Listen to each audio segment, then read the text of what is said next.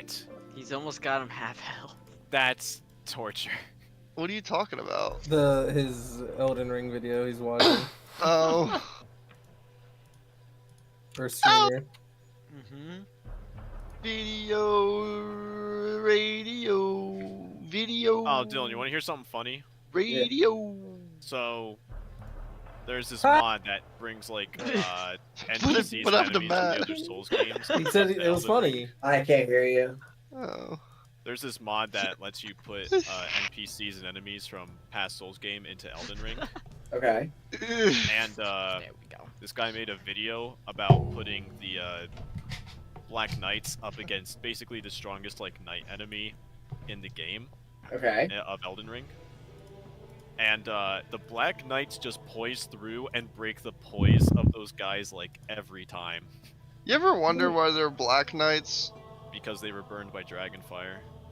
Oh. I don't think that's it. Are dragons real? No, that's the reason. No, I don't think that's it, Vinny. No, that's the reason, Mike. We ready to go? Oh, Already. Sean. Sean, we're like, Fred, I'm Okay. here. Okay. So, last time, So, just a few days ago, you guys talked briefly with him, what? the legendary hero, warrior, and platinum dragon. And he gave you some information regarding the 4 Titans and what you can do with the Ruby Conductor, a little bit about his past, and then went into detail about how to use Orsis' stopwatch. Horse. You guys, well, Grant, you chose the time and place. You went back thousands of years into the past to stop Fristliv from being sealed away by a man named Yelkin, a faithful paladin to the trapped goddess Ezendel. After defeating him and preventing the sealing, you warned Fristliv, well, you asked Fristliv to repay this favor by finding you in your present time. And when you returned from using the stopwatch, you found things were relatively the same. In the immediate moment, nothing is drastically different outside of the disappearance of the stopwatch itself. A couple of your weapons are a little more stronger than they were before, and you have memories of some events going a little smoother, some things happening a little different. But as far as you know, in your own minds, everything's hunky-dory. Okay. The way it was, almost like you just took a nice long rest.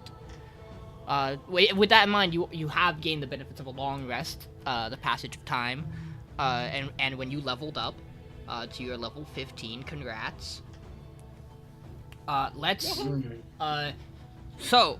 Jules and Noir. Grant, you guys should see your updated weapons. They should be equipped and attuned. Yup. Elwin, That's me. Yep, you should see your upgraded flute Oh, let's go. in your inventory as well. It is also equipped. It is also attuned.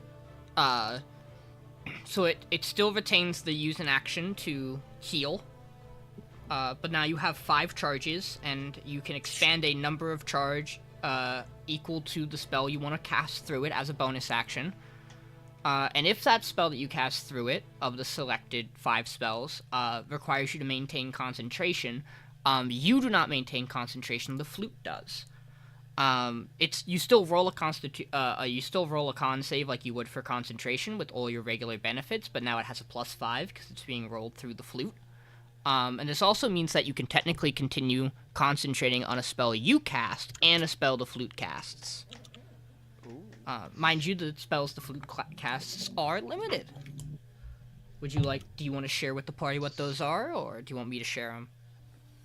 You share him, Sean. Okay, first level, all the spells are cast at 4th level. When they're casted through the flute, this matters for 2 of them, I believe. Expending 1 charge of the flute will let him cast Bless as a bonus action. So it will be able to target 6 creatures, I believe, at 4th level. And then 2 charges lets him cast enlarge/reduce, I believe. 3 charges. Oh boy, my brain has to remember between. Catnap. Catnap. Yeah, he can cast Catnap with 3 charges of the flute. That's a bonus action. You know, something you surely want to do in combat. But hey, you have access to Catnap. And then 4 charges are it's Death Ward. 4 charges are Death Ward. And for 5 charges, all the charges of the flute, which they come back at dawn, he can cast Haste. Interesting. Wild that it's the highest, most expensive charge count to cast Haste. So I'm -2 haste up. Theoretically, yes. Broken. And the one that you cast through the flute has an extra +5 to keep the spell active when you have to make concentration checks. And casting that haste through the flute is a bonus action. So broken. So that is that. With that in mind, Titus, you also received your third to last activation orb for the Ruby Conductor. You received the silver one. You know, color-wise, you're missing the orange one and the purple one. So let's take us back to him's lounge as you all awake. Oh shit. I begin on roll Grant. 20. Grant, Yeah. you wake up, and I'm woken. having talked prior before your little nap about the 4 beasts of the beginning with him, and coming here as the last stop, that Frisliv encouraged you to still seek out these beasts. They might be able to give you some strength or some benefit if you learned more about them. You receive the blessings of the beasts at the beginning. Each of the beasts has a boon associated with them.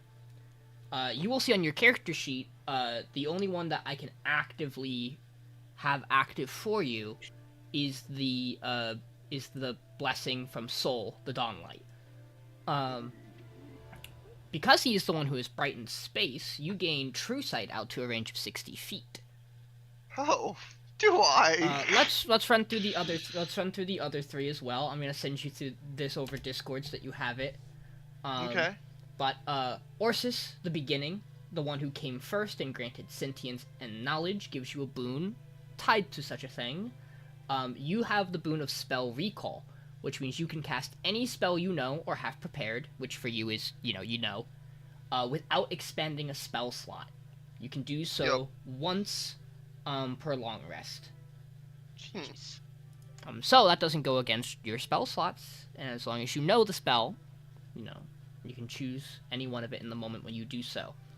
As Very mentioned, neat. Souls is the boon of true sight. Sylvia, the creator, the one who bestowed life and spun the Whip of Fate, she gives you the boon of recovery. You can use your bonus action to regain a number of hit points equal to half your hit point maximum. Once again, only once per long rest. Yeah. And it is a bonus. Apora. Yep, Apora, the disturbance, the one who bestowed free will and disorder to life, gives you the boon of the unfettered. You have advantage on ability checks made to resist being grappled, and if you are grappled, you can use an action to automatically escape the restraints. Really? Yes. Neat. A boon tied to kind of each of their core being. I like it. So basically... So you'll have to keep those other 3 in the back of your head of when you can use them. Yeah. The other true sight ones on your character sheet, you can see it. I'll let you know. Don't forget, just because you have true sight does not mean that you see everything. You can still fail to be observant of something.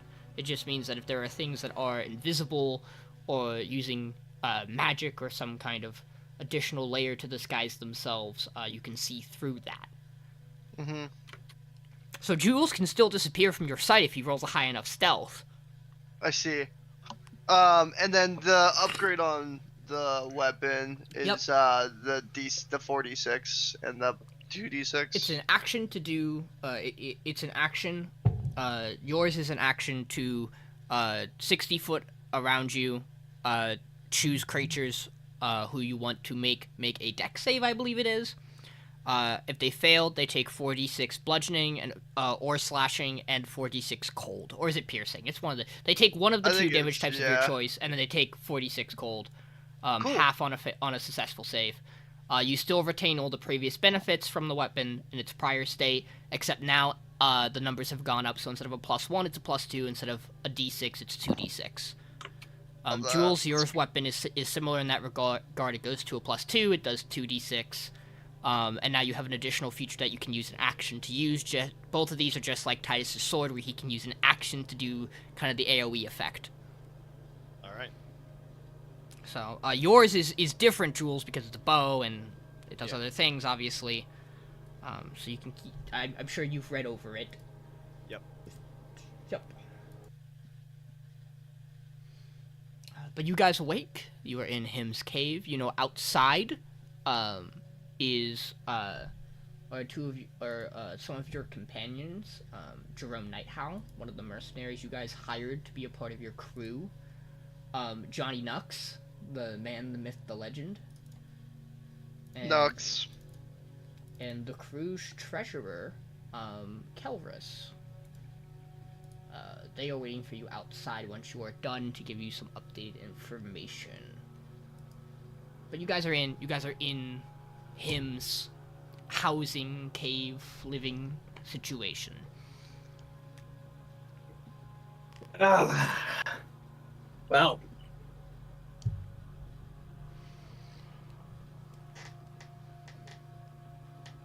Back from the future, baby. yeah. Wait, no. Oh, we Right. should have killed Hitler while we were back there. Who? We're back in the future, which is our present. So technically, we're just back where we were. What? I don't know. That I'm may too be the sober. smartest thing you've ever said. I'm too sober for this. And what I will say is, the longer you guys are present back here, and as time progresses, the easier it will become for you to have forgotten this time travel incident. There's a small lingering feeling of having done it, but that memory is slowly fading as kind of your consciousness is starting to write all the things that have happened, or re-happened, or unhappened. So there's probably a little bit of fogginess in the brain, but nothing that's majorly concerning to any of you all. Especially as certain key events start, happening. Some of them probably make you feel better rather than worse. There are very few things from this set of events that have made, to your knowledge, the current state of being worse than they were prior.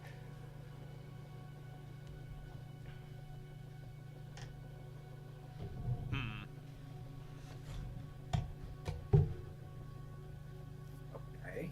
All right. So what now? Did him give me his orb? Yep. So that would have been, yeah, we'll do, so he does a little process here. He hands you the orb, he blesses Elwin's flute, and Jules, he hands you that vial of platinum blood. Right. This is the first time you've met us, him. You're so helpful. You're cutting out a little bit, Dylan. Oh, I said this is the first time you've helped us, him. Why are you so helpful? Well, you've, at least to my knowledge, you've proven yourselves quite capable. You carry equipment that shows you an ally to the metallic dragon kind, and, you're an active force against the Titans, and what is slowly uncorrupting, but has been a corrupting noble concord. So overall, the perks to the perks to me helping you all is a more net gain for me than a net loss. It'd be different if the cult of the Trapped Goddess had come knocking at my door. I wouldn't have let them in. I see you all as an active force of good, and that means you're worth aiding.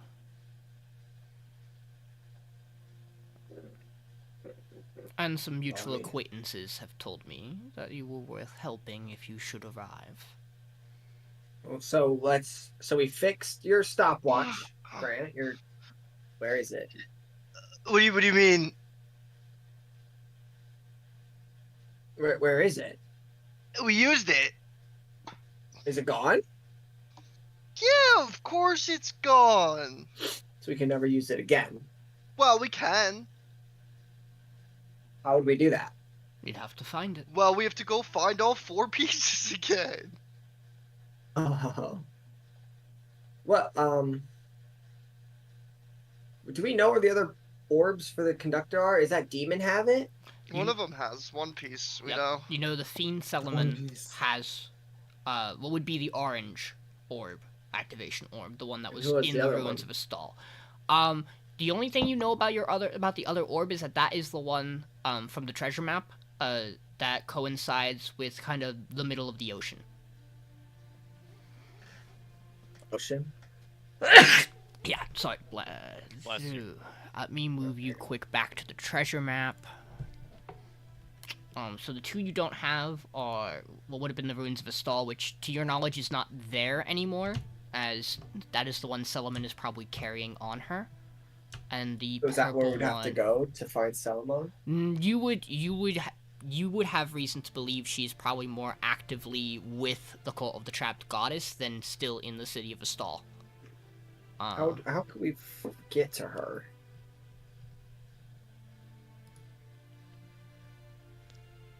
Is she like the top of the cult, or how does that work? So it's interesting. The dynamics you know right now seem to be that, Winter Xarxis is the head, face, and leader of the cult. But from what Ramir has told you, and kind of your brief encounters with some of the other members, she's also supposedly the youngest of the cult. Her sister Alana is older, but seemingly still follows her younger sister anyway. You all have the memory and recollection now of the priest, Claudius Archimed, who is a much older man, and seemingly, potentially how the sisters got indoctrinated into this cult. What little of your brain is still holding on to your traveling through to the past, you have this idea that Yelkin was a very powerful and important member of the cult, and that him being removed from the picture complicates who might be in charge now. Not to say he was in charge, but that he certainly was a guiding hand to a lot of the members. So it may not be wrong to assume that Solomon might have started to fill some kind of role in the cult, in her, since her becoming a full-fledged adult fiend. Yeah. You also then have Ada Rosenhall, who is the Red Queen, goes under that moniker. While not a member of the cult of the Trapped Goddess, her and this fake Gustav Rotwin, this fiend in disguise as well, seem to have apt reason to side with them. And whether or not there's any connections to Ada and Solomon also being a fiend, you're not sure. Do they know that we're like going around collecting all this shit? Like, are they just gonna wait till we get all the pieces and then come and kill us and take all the things for themselves? Or like, do you think? Like, I feel like they're not really coming after us. I feel like they're fine with us not messing with them and doing our own thing, because then they're just able to get what they want done faster. What do they want done? They wanna fucking Because on. don't you use the reconduct control of Titans? Isn't that what we're gonna do to release their goddess? Or am I tripping? So the Ruby Conductor, I think, is just a way to do it. And I think what they're doing is they're just going around collecting the stuff that they know also works to control the Titans and release their goddess. Remember that the But, conductor but has. if they had the Ruby Conductor, it would just be easier for them. They have But not. since we've been out of their hair, they've just been able to do their thing wherever they go. What you know is they have not actively been seeking parts of the conductor or the conductor itself. From a brief encounter with Gustav earlier in the campaign, he seemed interested in the artifact, the fake Gustav, but didn't necessarily seem to be attempting to take it from you. And most of your journey to find the activation orbs has not put you directly opposed to the cult itself. Where you have seen opposition with the cult has more been chasing down the heirs to activate the relics. Mainly in that, when you guys were in Mar and were going to potentially scout out the cult, the cult for Tender Strike. I can't remember them off the top of my head. I actually have the name. Give me a second. Eternal Flame, I think it is. Yes. When you were in Mar and you were heading into the desert to look for the cult of the Eternal Flame, you saw that basically all news and trackings of that cult and Tinder Strike had basically already been dealt with. There was nothing there for you to find. Seemingly, the implication was that the cult of the Trapped Goddess had already made moves to acquire Tinder Strike. In addition to that, Drown was originally in the possession of the cult of the Red Mantis, who seemingly also have some alliance or allegiance with the cult of the Trapped Goddess. So they originally had 2 of the relics. You managed to get Drown, well, not you guys, but, you know, your 2 hired helps, the world's greatest bounty hunters, managed to salvage and bring Drown to you. Whereas you guys on your own got Iron Fang and Windvane. So you were kind of butting heads a little bit when it came to the relics. As towards their end goal, all you guys kind of know is that the cult of the Trapped Goddess's plan is to bring Ezendel back to the material plane. Her presence is lingering and fleeting, which is why they're able to draw on her strength, but her actual physical form it has no connection to the plane itself. And that seems to be their goal. And upon doing so, it seemed the plan was to have Ezendel use the Titans to then terraform and reshape, you know, at least Ruba as a start into whatever image she might have wanted.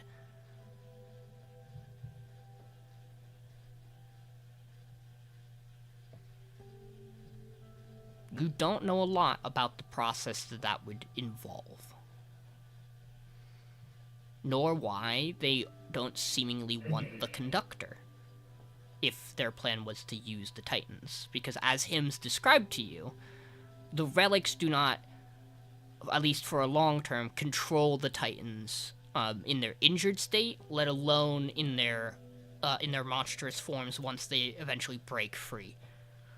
And the amount of time you have from summoning, you know, varies from months to a week or 2 to days, if even.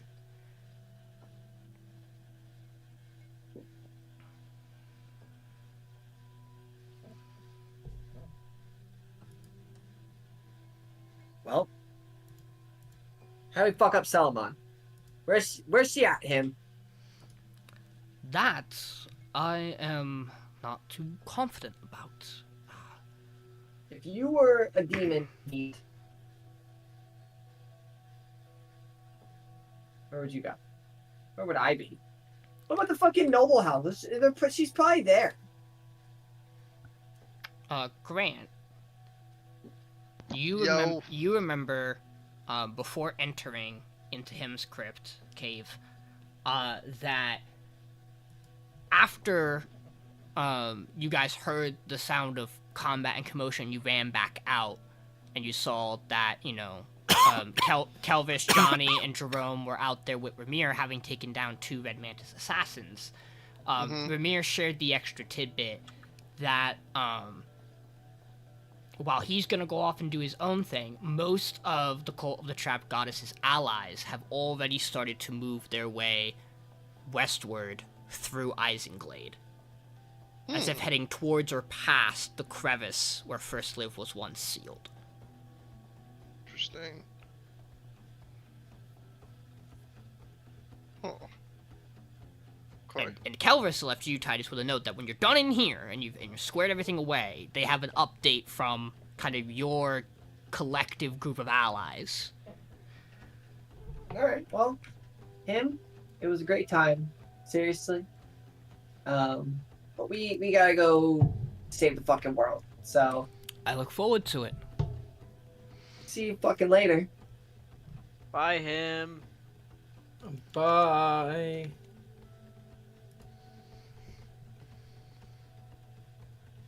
Hope you find your dad. Oh, do you think his dad's still alive? Bless you. There you go. Not likely he took his body from his other version of himself. That's pretty crazy.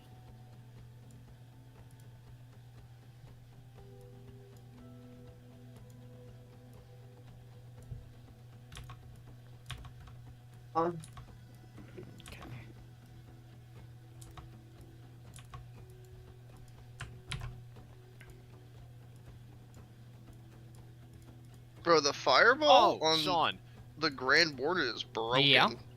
did we ever hear anything different about the monks who stole Tinder Strike? Drown. They would have Tinder been... Strike. Or do we have Tinder Strike? No. You don't have Tinder Strike or, you don't have Tinder Strike. If I'm correct, the original thing was that, Drown was in the City of Soul, for a very brief time, and one of the monks absconded with it up towards Westmar. Wait, you're talking about the item drown? Drown. I have drowned in my inventory. You do now. Remember that when you were back in Venrir, the Elven city in the forest, the 2 bounty I hunters. thought Matt had one. He has Iron Fang. Yeah. Iron Fang. The two and then we gave 2 Windvane bounty to, hunters. What's his name? To Talvis, yes. Talvis, Yeah. But the 2 bounty hunters, who gave you the Sea Searcher's amulet, when you sent them, you remember you guys sent them up north to look for Drown, and they actually succeeded and came back with it. Right. When that But happened, there were two monks from the monastery, the Long Death monk and the Shadow monk, who Yes. stole Tinder Strike, and they headed towards Mar or Westmar. What I'm saying is, I'm pretty sure that note's incorrect in that they did not steal Tinder Strike, they stole Drown. Originally. Because Drown was... Because here are the events you would have been informed by the monastery. A group of adventurers were staying at the monastery. And there was an altercation with the cult of the Crashing Waves. In that moment, Drown was one of the heir's blood was drawn, and some title, but the tides were erupted and basically scattered a lot of the cult of the Crashing Wave. And to keep the weapons safe, the monks took Drown from the adventuring party. But then, the Way of the Long Death monk had already been missing from the monastery. He had already left a while ago. the way of the Shadow Monk then absconded with Drown. So that set of events happened before those bounty hunters went out and got Drown back from them. Yeah. But Tinderstrike... Tinderstrike was in possession of the Cult of the Eternal Flame south of Mar. Before you guys got anywhere near them, seemingly, the Cult of the Trapped Goddess and the Red Mantis seemingly dealt with the cult and took Tinderstrike. You guys have had no interaction or really any kind of through line with Tinderstrike at all the entire campaign. Okay. So you would believe that it is still either in the possession of the cult of the Red Mantis or the Cult of the Trapped Goddess. And you would have reason to believe that one, if not both of those monks are still working alongside them.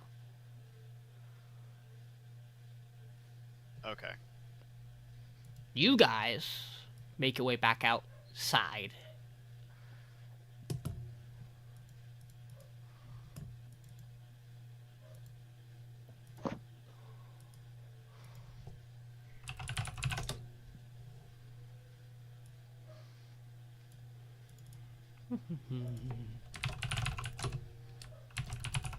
Dylan, do you still need to move the maps yourself, or do you get moved with yeah, everybody? but it tells me which one you're on. You could just rejoin as player, and that should.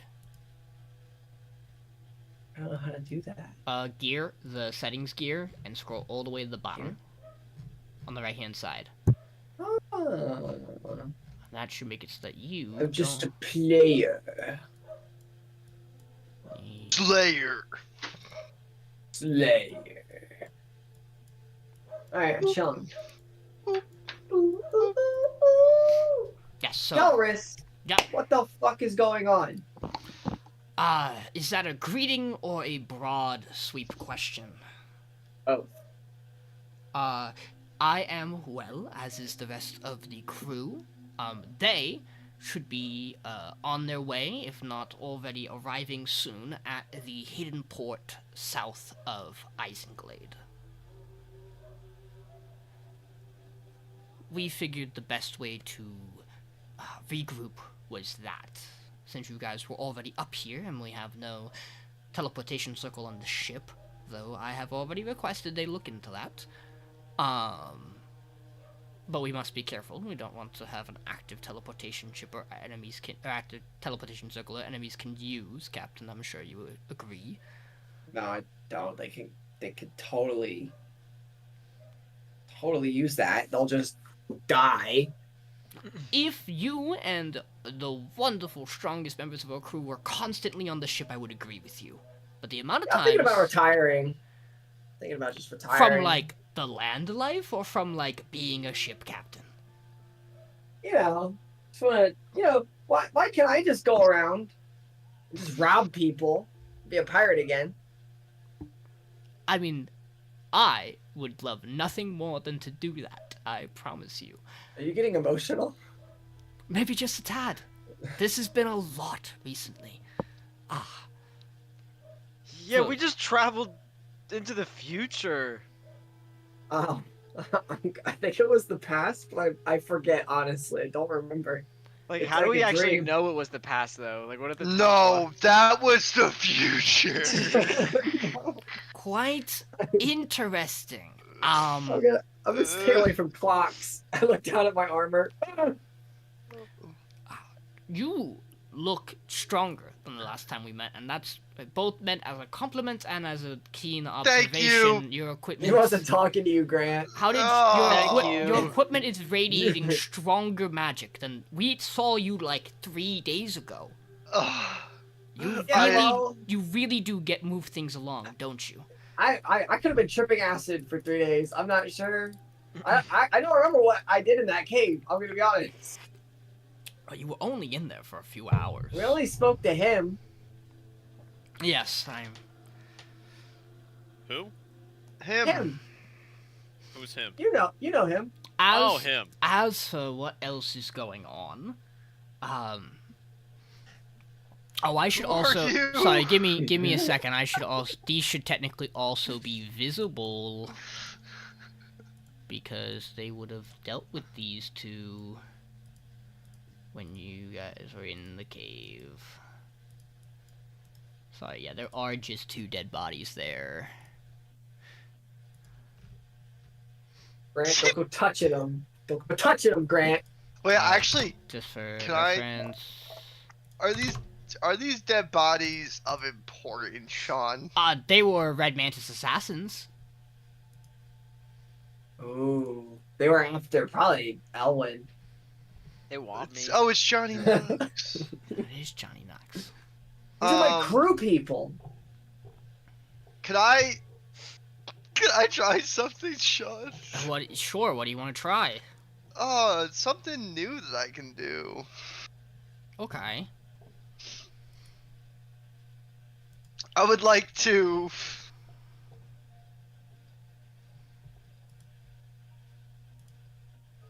Take your Hold on. time. Hold on. Hold on. Hold on. Where'd it go? Mm-hmm. I never clicked something there. That's why I'm retarded. Where was it? Eldritch Divocations. Here we go. Ah, yes.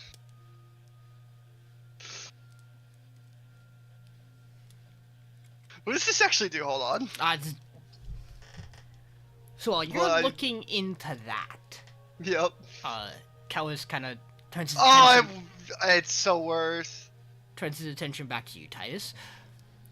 It is basically why we're sent here to meet up with you, Captain, is to pass on the message that there is going to be a roundtable meeting at House Eisenhall, the noble house north of Eisenglade, where all of the noble houses are supposed to come together and take a vote on what action to take in relation to the cult of the trapped goddess. Ah. Are there gonna be cult members there? Hey, this is an important conversation that we're Yeah. having currently, but I would like to casually just slowly walk over to this body, Sean. Uh-huh. Can I cast Animate Dead on this guy?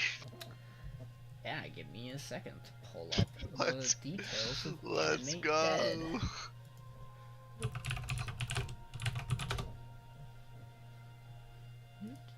I'm serving. You're serving? I don't know how long it. Why'd you pick that one? What? It made sense. I'm a dead guy. Wait, really? You picked the one on the right? Wait. Oh, he's a dragon. What No, no. But he's got a He's cool. what? You could have picked the guy closer. You deliberately went around. Yeah, he's got a cool stick. That's why you like him. Mostly. The other one's a woman. They're already servants when they're alive. What? What? What? It's not important. It only lasts for Talking 24 hours. Okay, you have It was worth it though. Martha Stewart now has control of this token. Yes, sir. Yes, Yes, sir. you guys watch as this undead body just kind of stands back up in this as a zombie. Something I've been working on. What the fuck? Anyway, back to the conversation. And I walk both of us over here. Right.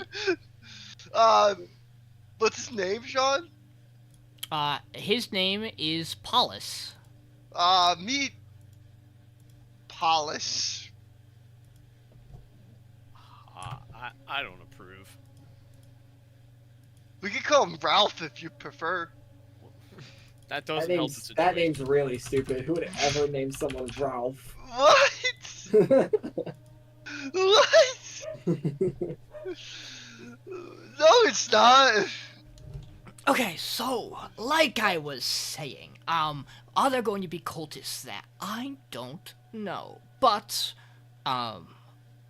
Xander Wiccan and the real Gustav Rotwin believe this is the best opportunity to officially convince the Concord to declare war on the cult of the Trapped Goddess. They say they have some ideas that will, they wanted me to use this particular phrasing for you, Titus, strong-arm the nobles into siding with you.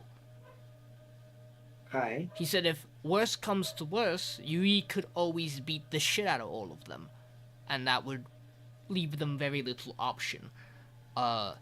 It is my understanding that a couple of additional acquaintances and allies you've met throughout your journey intend to crash the meeting to display just how much the entirety of Ruba is against the cult of the Trapped Goddess.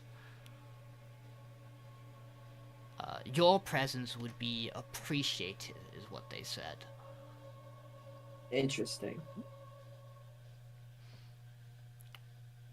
They also, to my knowledge, plan to lay out and use the collective knowledge of the Concord to give you all a good idea of what we're walking into. If we're moving to attack the cult, we might be able to convince the Concord and other allies to provide us with a semi-large-scale army of sorts to deal with the... He kind of looks over towards Paulus, now reanimated. Hundreds and thousands of Red Mantis assassins that might be lying between here and the cult. Oh, hold on. Does he speak, Sean? Does he too? On each of your turns, you can use a bonus action to mentally command any creature you made with a spell.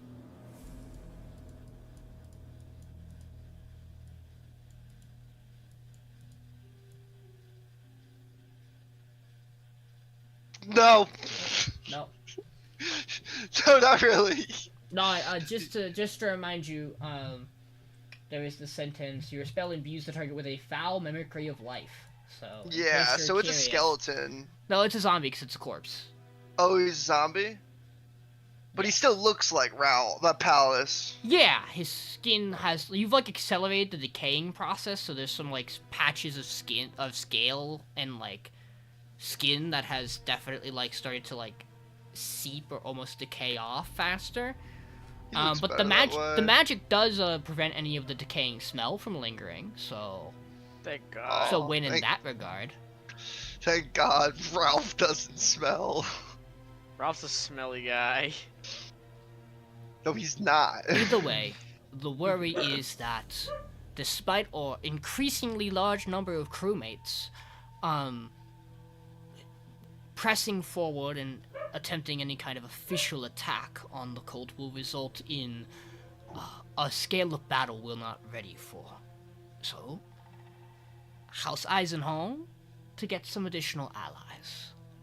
Is the pirate fleet still helping the Tritons? I do not know about that, but it is my, right. I should have mentioned this first. Thank you for reminding me, Jules. I was also supposed to inform you that King Titus himself will be at the meeting of the Concord, which I assure you is going to be a very fun interaction to watch. Alright, let's go fuck shit up. Gang. Wonderful. Well, also, is going to this even a good idea because we know that the cult is heading that way too. Yeah, we want to fuck up the cult. The implication that we've received seems to be that the cult has largely moved their forces through Eisenglade already. Eisenhall's a little bit northern of the city to begin with, and likely most of the enemy forces will have already moved out. But that is why we have our crew waiting in the port. Again, secret only pirates know, as of right now at least. And we trust that they didn't leave their super killy mantis assassins there to It's- lie in wait for all the rest of the nobles who oppose them. It's possible, but and he kind of points towards the one dead body and the now reanimated body. If Jerome and Johnny could handle these two, I'm not saying that I think our crew is up to snuff, but I think, you know, we'll keep the non-fighters away from leaving the port itself, and don't worry, most of our crew is not moving from the port until, you know, they either meet up with whatever army we manage to vase, or you give order otherwise, Captain. As for the Tritons and supporting them, King Titus, more so the Warden, has informed me that they have information for you regarding that when they see you next. Okay. Well, I think we'll be okay fighting the Red Mantis. We got Ralph. So, you want to set off towards Eisenhall, then? So bad. Okay, then we should make our way, I believe.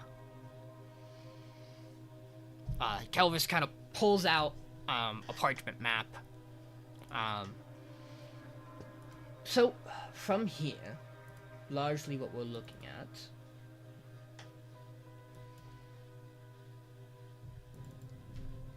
is we can continue down from here we connect to a regular road that normally would pave you towards House Yalzin, but we can pivot a little bit off that. We'll have to trek through some of the bloodstained peaks, and then from there we can attempt to either head through some of the forested area a little bit more north, or take the southern route through the mountains. Either way, eventually we'll break and we'll hit the frozen plains, and we'll be able to make our way to Eisenhall. It's just a matter of really time. I suspect if we travel with no real impediments, we'll be looking at 2-3 days.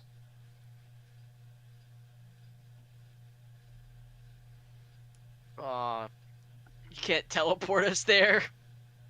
I don't know the situation for House Eisenhall. I thought you could teleport, Elwin. Oh, I just have to know everything, Captain. Yeah. Yes, sir.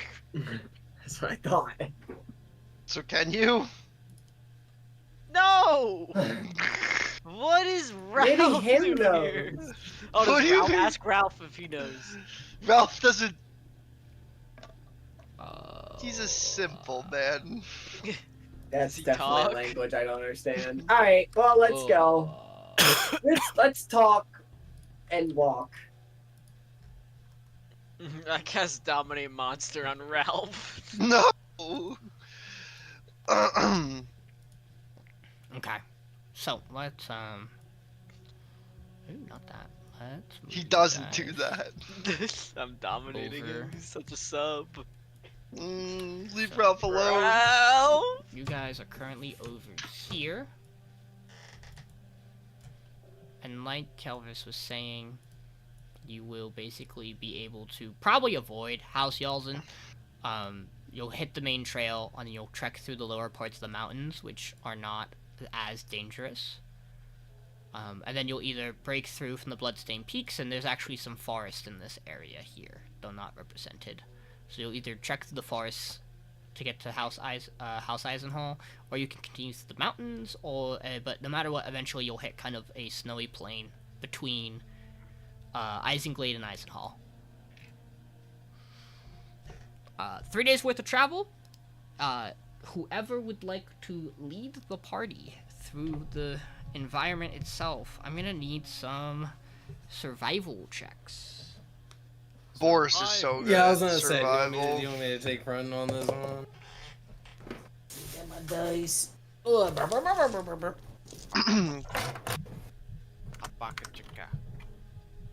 Survival. Me and Ralph are pretty good navigators, but we'll let you take care of this one. God, what happens once the spell ends? What? Is anyone helping me? God. Oh, Yeah, I help. Should I roll with advantage? Roll with advantage. Okay, it didn't help. Alright, 15. Oh my fucking god. 15. Mike got mad at me. It was you. So, Boris, you are able to keep the group on track for the first day. Through the Bloodstained Mountains, a little bit of assistance from Elwin here and there. You have Jerome and Johnny kind of taking like wings of the path you're on to kind of keep an eye out as well to make sure you're not running into any exceptional danger. And the first day of travel goes basically unimpeded. Grant, it has been 24 hours. No, Are you going to recast the spell? I could because we've long rested then technically, Yes. right? That'd be really smart.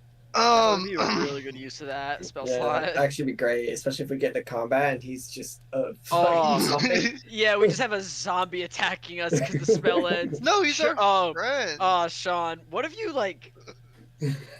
What if Ralph turns? Damn, you really snorted. Snorted. Yeah, I really kill Ralph. pronunciated I that. kill Ralph. No! I start going to town on Ralph. I won't recast it. So in the dead of night, Elwin and the captain wake up, and you guys have a mutual understanding that something has to go before the next day's travel. And Grant, you kind of knowingly were like, this probably can't last too long, so you didn't bother recasting the spell. And kind of No. as Paulus gets up and the corpse kind of starts to wander, you guys just you deal with it. You leave it in the mountains, buried in the ground. Elwin probably pisses on his grave, and you guys make moves the next morning to continue. Can I have Slice another? it into 7 pieces in a heartbeat, and then Elwin casts Thunderwave on it so the pieces fly everywhere. Can I get another survival check Oh, Boris. for the next day of Oh travel? yeah, boys, get it. Not great. Not better. Not better. 11. With help? With help? I rolled a 6 and a 2. You're done What's rolling. crazy is we resurrected him and turned into a zombie and didn't like talk to him and like speak with dead. We just rest him and drop him. Yep. Bro, that's what I'm saying. It was a red mantis guy. We gotta talk to him. But you did that. There's the other one. Oh, we'll go back. Yeah. All right. So Yeah, I'm just saying. even with an 11, you guys are. Oh, I'm really sleepy. You guys are finding yourselves straying away from the mountains, which the farther you go is probably the better option. You're leaning more towards the path that's gonna take you to the forest, if not just straight clear to the plains before House Eisenhall. Second day goes fine as well. Third day of travel, at the end of this day, you guys will get to House Eisenhall. One more survival check. To be fair, I could have rezzed Ralph for 3 days straight. Oh, okay, Oh, that's really? better. I don't remember asking. That'll be a 23. Yeah, I was just saying. Hey, Just something I was 20. thinking of. A 23. So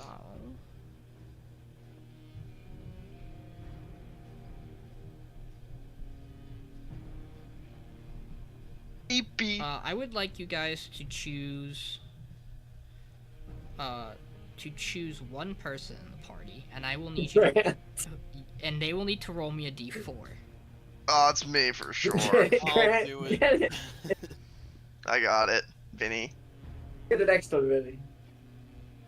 D4. Yep.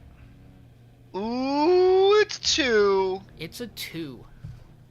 You guys, in a bit of the third day, you guys are finishing your trek through the forest. It's still the afternoon, so there's still light out. At some point, you guys notice that you've just kind of stumbled and separated from Kelvis, Johnny, and Jerome. Oh. And in that brief moment where you do, you guys kind of see in the forest this large Goliath man sitting below a tree, kind of leaned against it, almost like he's in prayer. You see that he has a sword at his side and a shield in his right hand, and is in full plate mail. The chest plate, the shoulder plates, and the shield itself all carry depictions of skulls. large skulls. And this Goliath is physically large, the size of a large creature. You see he has, you can see on the top of his head, there are tattoo marks that start to almost 5 lines. 2 that kind of go out around the side and on each side, and then 1 that goes from the forehead straight back across his bald scalp. But his face you can't make out because over his face is a mask. His skin itself is very is like this kind of neutral grayish tone, almost silver, and the mask is almost the exact same shade, but it has this solid still face of someone in a state of calm. Kind of above his head, you see there are 2 other masks that are rotating. One has this almost sickening grin to it, and the other one almost this mouth agape scream of anger. But those 2 masks rotate above his head. And as you guys have stepped through this forest, eyes still closed, but the eyes of the mask are open. But seemingly not changing the direction he's looking, you just kind of hear him go, "Welcome. You must be the Silver Sailors."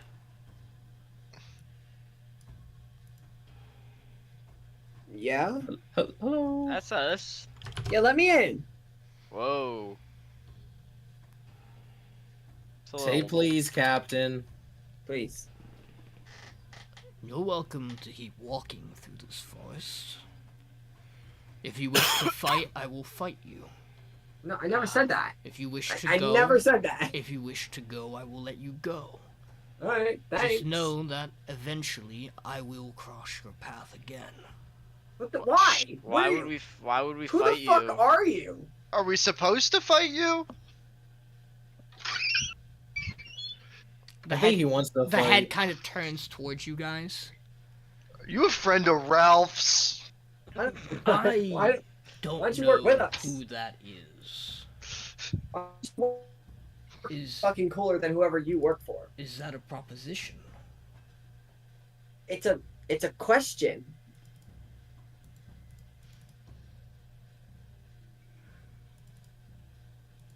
My name is Kesdak. Okay. I am from Hey. I am from the Kolakaga clan. The Coca-Cola clan. Where's that? Kola Kaga. Where's the Kolakaga clan? We travel the mountains and plains of this northern tundra. Picking fights? If it is needed to survive, then yes. What do you what? You seem Alright. confused. You validate. You've caught we should me just leave. in a moment Let's just of go. prayer. Let's just go. Let's just go. Let's just go, guys. Let's just. Have you been like following us, bro? Like you said you're gonna fight us eventually. Like you knew we were gonna be here. Well, I know of. Cast haste on me. Cast haste on me. All right, what if we all just start casting a spell right now at the same time? And we get a free round. Oh, Sean, can I cast Animate Dead on him?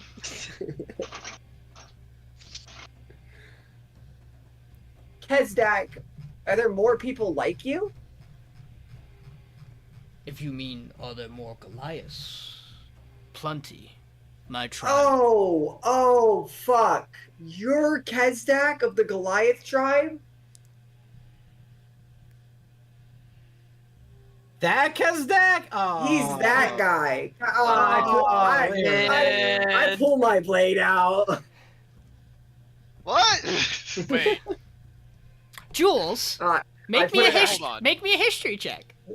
As Yeah, Jules, as take over. as Titus kind of puts on this front of knowing him.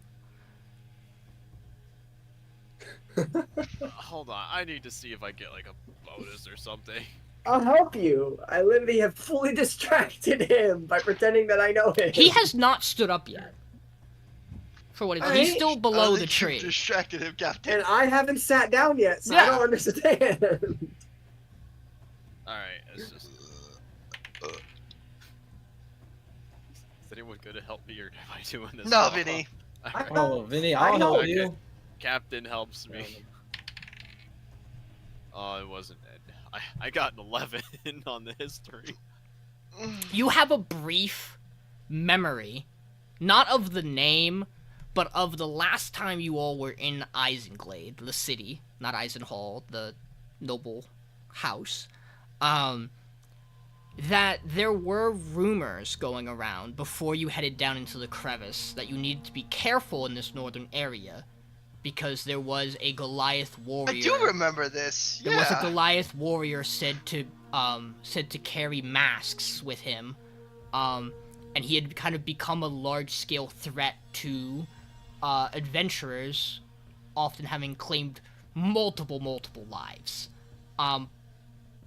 That was kind of a warning you were given by the people of Isenglade. Hey, Captain? He said he Yeah. wasn't gonna fight us, so. So we We should should just- fight him, because that No. kind of Wants pisses me to off. fight. Yeah, No. it sounds like he wants to fight. No, he doesn't want to fight. No, he doesn't want to. He doesn't want to. So we should just leave. You just said leave him, something 'cause he doesn't want to. interesting, Titus. You said you Oh, yeah. would be a better ally than whoever I am aligned with. Of course, we're the fucking strongest guy. We manipulate fucking time when we feel like it. Oh. We went into the future. Yeah, we manipulate women too. What? You could join us with that. What? Right now, I stand as having No. made a decision No. for my tribe. You're sitting. The head kind of leans down to look at the ground and looks back up. Titus, Right now, Titus, I please stop. sit. Stop. Please stop. But despite my sitting, That worked. I am in an agreement with Winter Zarxis. Oh. Why? Oh, really? She believes that she is going to usher a new age. Yeah, One you that know will what that change- age is? One in which the Titans are reformed and they tear apart Ruba from the cusp of the earth. You Oh, want that? you're gonna believe that that's exactly what she's actually gonna do? Seems like what she's offering, and I know I am strong enough to lead my people through that kind of fate. What about a fate where we do the opposite and save Ruba and kill all the Titans? A fate Hear me like out. that will leave me exactly where I am with my people. We will still be nomadic, which is what I want, but we will still be under the constant threat of the Concord and soldiers. Fuck the Concord. We're blowing that shit up. I'm on my way to do that. Are we? I mean, The it'd be pirate. pretty dope. Titus, should I? Night! I whisper over to Titus. Should we tell him? Tell him everything. Fuck this guy. All right. What if, rather than align yourself with Winter Zarxis and ultimately doom yourself with the destruction of the world and all that, Mhm. why don't you join the pirates, the pirate conclave, the pirate democracy, the pirate conclave? It's been a while since we've done. Titus, Go. League of the Sea, just in big bold letters pops into your brain. The League of the Sea. The League of the Sea, where your people can be nomadic across the oceans. You can. Oh, you could be pirates like us. Teach you how to ride cock. worms. You can go to lands and what? grab things that you need. Go where you please. Go over there. Go sit. I start animating that on him again. Is he dead, John? You're not bound No. down by these petty Jules lords is and all cooking. that. You can be free. You can go out in the ocean, be free. You don't have to join Winter Zarxis, and you don't need to join us, but you could become a pirate. Join the Leagues of the Sea. Just don't help. And we could rob each other. Think about that. I don't say that. I could rob you. You could rob me. Titus, shut the fuck up. Sorry. I have no interest in being a pirate, but I do like the idea of the freedom of travel through the seas. We don't have to be a pirate. You could just use a boat. But then you're kind of like a pirate if you think about it, because Could the League guarantee my people, upon travel on the sea, protection from the Concord's navy? how many boats have we sunk? We've kind of taken every boat that we've fought with people with, so Yeah, why sink the boat? We can rob it from them. Right. But like, how many Concord ships have we robbed then? Oh, a lot. A lot. So A yes. lot. at least Yes. 3 in our At time least together. 3 is a lot. Yeah, fucking I mean, a when lot. when we're talking about like the time it takes to build a boat, that is a lot. Yeah. At least 3. So what do you say? Comgar? That's not his name. It could be. I know it won't his be. name. There you go. So what do you say? Kind of leans forward off the tree, but is still sitting. Mhm. Your proposition sounds better. Good. I will also have you know that there is likely not going to be a Winter Xarxis anyway, so if you did choose to be the opposition, we would have had to kill you eventually. That is why I said we may fight now or we may fight later. I know who my opponents are, with what side I sign up with. And you I have see. your fair share of difficulties ahead as well. Well, hopefully... Wait! You're from Isenglade. I'm from the surrounding area, yes. You know of Frisliv?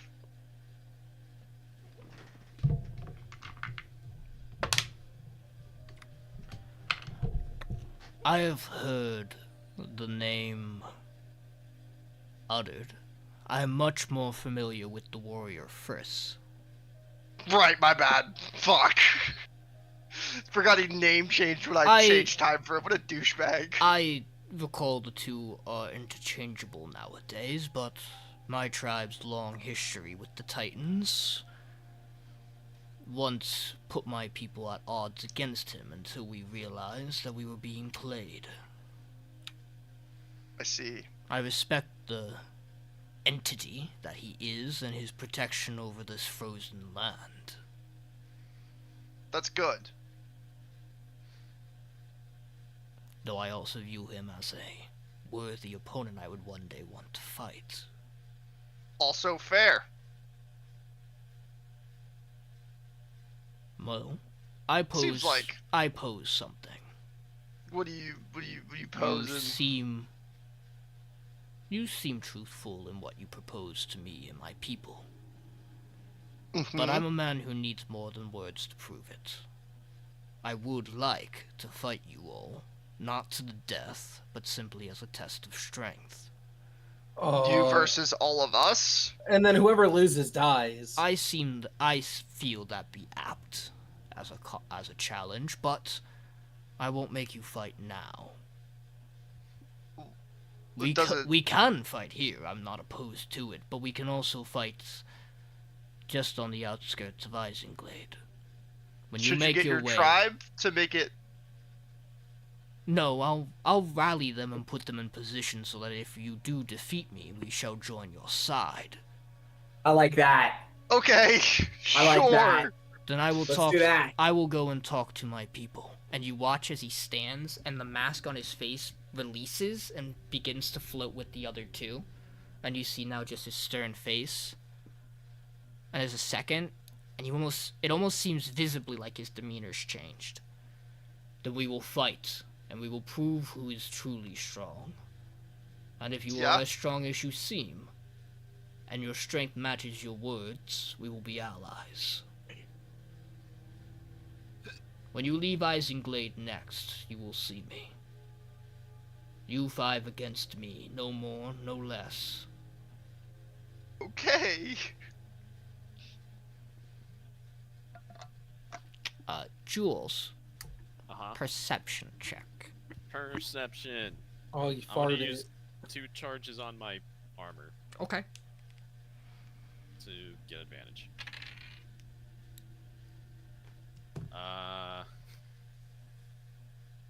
23. You see now that he stands up, that one, well, that's a really high roll. So let's run through a couple of things. He's got like a shadow form, In clone his- jitsu. In the eyes of the armor of his chest plate. I need to actually pull this up to get everything right. I thought I had. I didn't Ew, think I Tanner, closed this tab, but I guess I disgusting. did. No, Tanner makes a good point. See, He does, Vinny he does. gets it. What? He burped. This guy to be modeled after So- the Oni.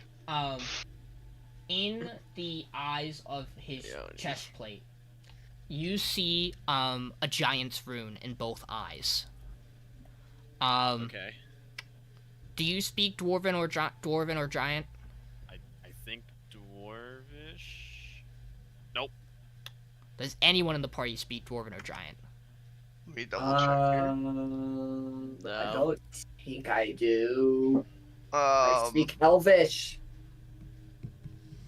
For some reason, I feel like I do. Hold on.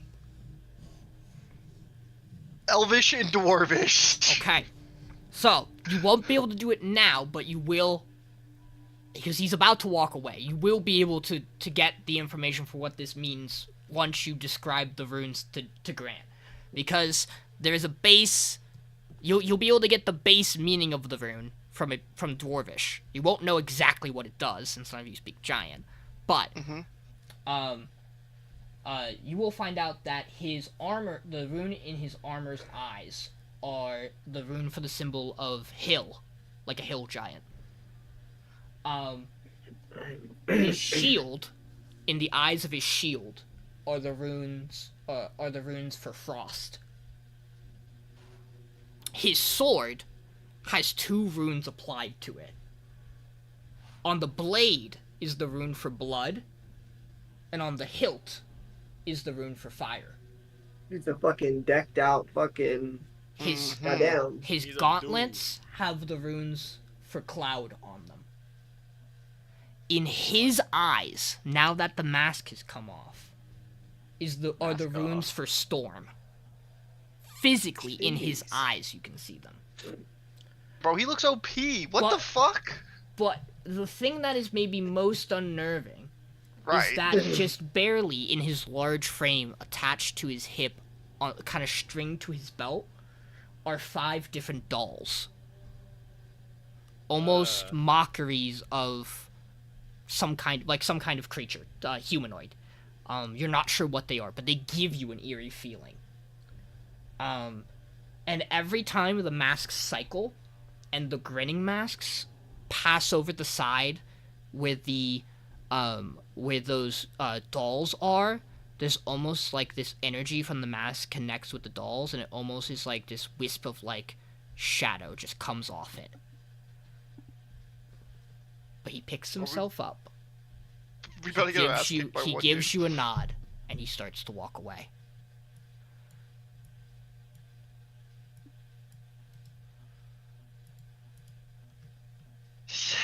Okay. I mean, okay. He looks like he's decked out. You're welcome for talking him down, by the way. Oh, we could I have took have him. fucked him up. And then, briefly after, Johnny, Jerome, and Kelvis be back up with you. Just kind of have like stumbled onto the same path again. Hey, Fowers?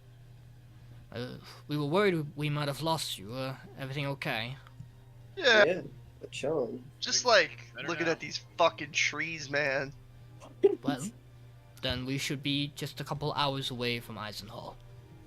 John, how many days has it been? Uh, How we've been traveling? since you left Him's cave, this is the 2 full days. This is like midway through the 3rd. Okay. But don't never looked at trees. That's not what we were doing. You ever What do you fucking mean? scream? Captain, I'm cold. Oh, I didn't ask. I have an erection, Captain. Oh, I pick up Elwin and I start suffocating him. Oh, God damn. I rape Elwin. Yeah, So- man. You guys managed to make your way basically through the tundra now, straight to House Eisenhall. And as you kind of get to the gates, you notice the guards have all been cleared. And the reason for that is you see there are like this is basically turned into like a very private like meeting, and this has been the designated location. So most of the everyday guards of the Concord have been kind of the Fellowship of the Blade that serves the Concord have kind of been moved out of the house's perimeter. And you see kind of at the entryway to the house itself, instead of guards, are Gustav Rotwin and Xander Wicken, as they kind of see you approach and kind of give nods to you. Well, it's quite good to see you all. I'm glad Kelvis got you. Gustav and I are excited for this meeting. Is there anything you want to know before we get in there and start going at it with the rest of the noble houses? This is the real Gustav? Yeah, the real Gustav is next to Xander. The older, the one you guys met in Mar.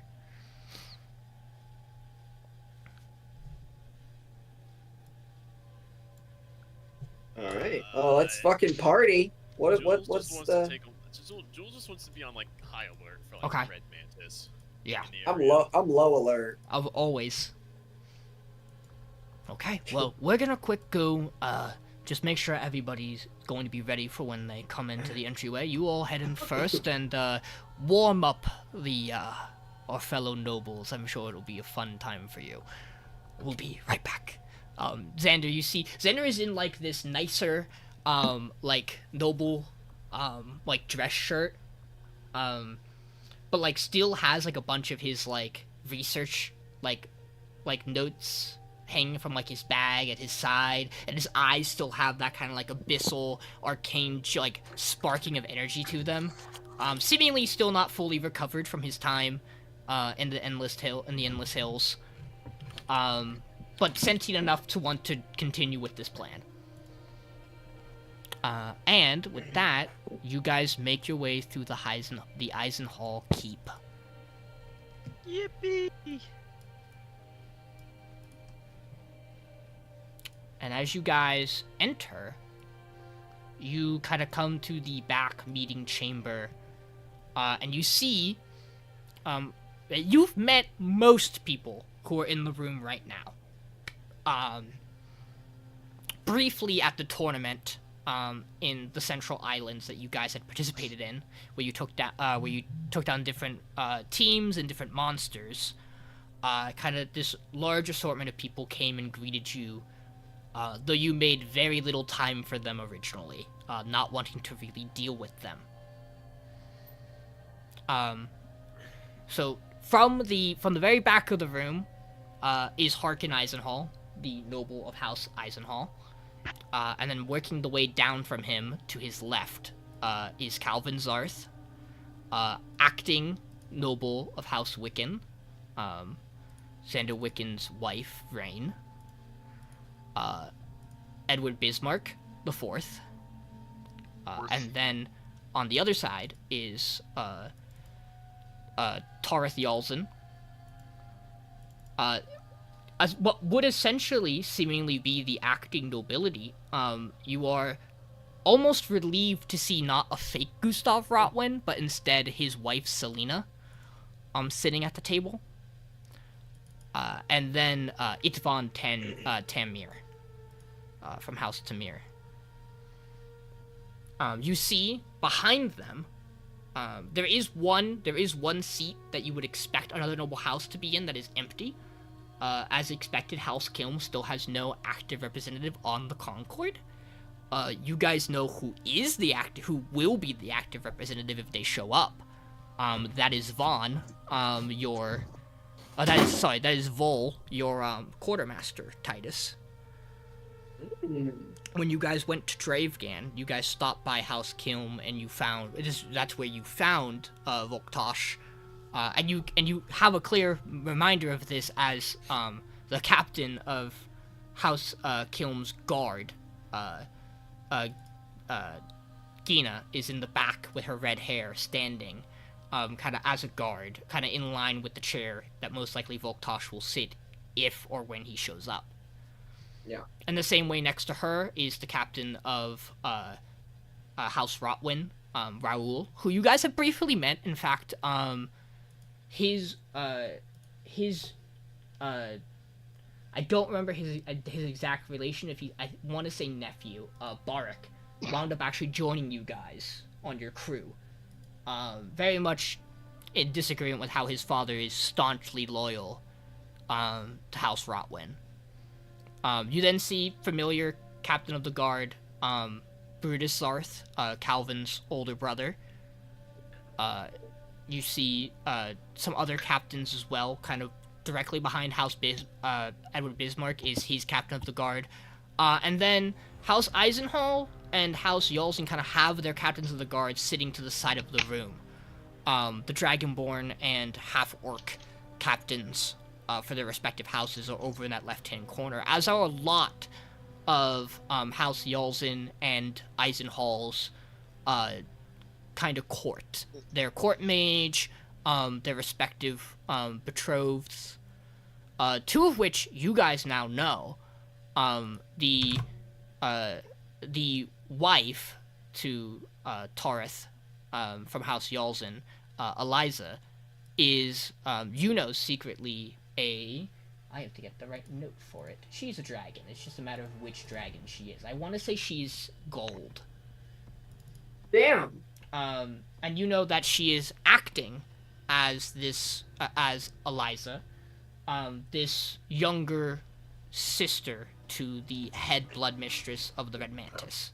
That Taurith is keeping, hidden in his house as a bargaining chip to keep the Red Mantis in line. You learned briefly on a visit with her that the current Eliza is just acting in case anyone were to attempt to take her back or take her life to take away Taurith's bargaining chips. Doing so against an actual dragon who is in good favor with House Yulzen is not necessarily a great thing to stumble upon. So it's a 2-layer deep ruse they have going on to fool people. And then there is also from House Bismarck, there is also Saraline Roven, who you know is a silver dragon. Who there is no ruse, she just puts on this form to appear as a human around others. And again, seemingly the relationship with the head of House Bismarck is more for show, as she's been around with the family name for centuries. Titus, it has been a long time since you've seen Rain Wiccan. Notoriously after her husband went missing, Xander, her rule over the islands have not been great or kind. That would be particularly the island of Droll, where you're from, and where the League of the Sea is headquartered. What catches your eye is that she has not brought a guard, or the captain of her guard. Instead, she's brought seemingly her assistant. And that would be Lenine Risenbell, who is, if you recall, your half-sister. Aww, That bitch. There it is. But you guys kind of walk through, and the last figure you all kind of click in on is Claudius Ahmed. The priest in Isenglade, who you all know now from your brief time being in the city, is an agent of the Call of the Trapped Goddess. And he seems to sit comfortably until you all walk in, at which point he seems to get a little bit nervous at your presence.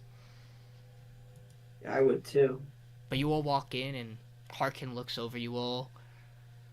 Well, if it isn't the members and predominant leaders, I believe, of the Silver Sailors. I believe this is Captain Titus Rexendrole, correct? Yo, We've not have the formal pleasure of meeting, though I know you are familiar with some of my fellow Concord associates, though your favored patron, Mr. Gustav, seems to have chosen not to be here today. I'm sure we will talk about that briefly. It is at this moment, as he says this, the five of you now realize none of the people in this room know that Gustav and Xander, the real Gustav and Xander Wiccan, are about to walk through these doors behind you. I say, if you guys are gonna shit your pants to see me, wait till you see who's behind me. I've been informed we're having some additional guests, but I assure you the members of the tribes across Ruba are not much surprised to me. If a male walks through that door, I will be quite used to his presence. Please, though, come take a seat, enjoy the meals. And you see that some of the other nobles have already started eating. The food appears safe. Okay. I'm starting luncheon.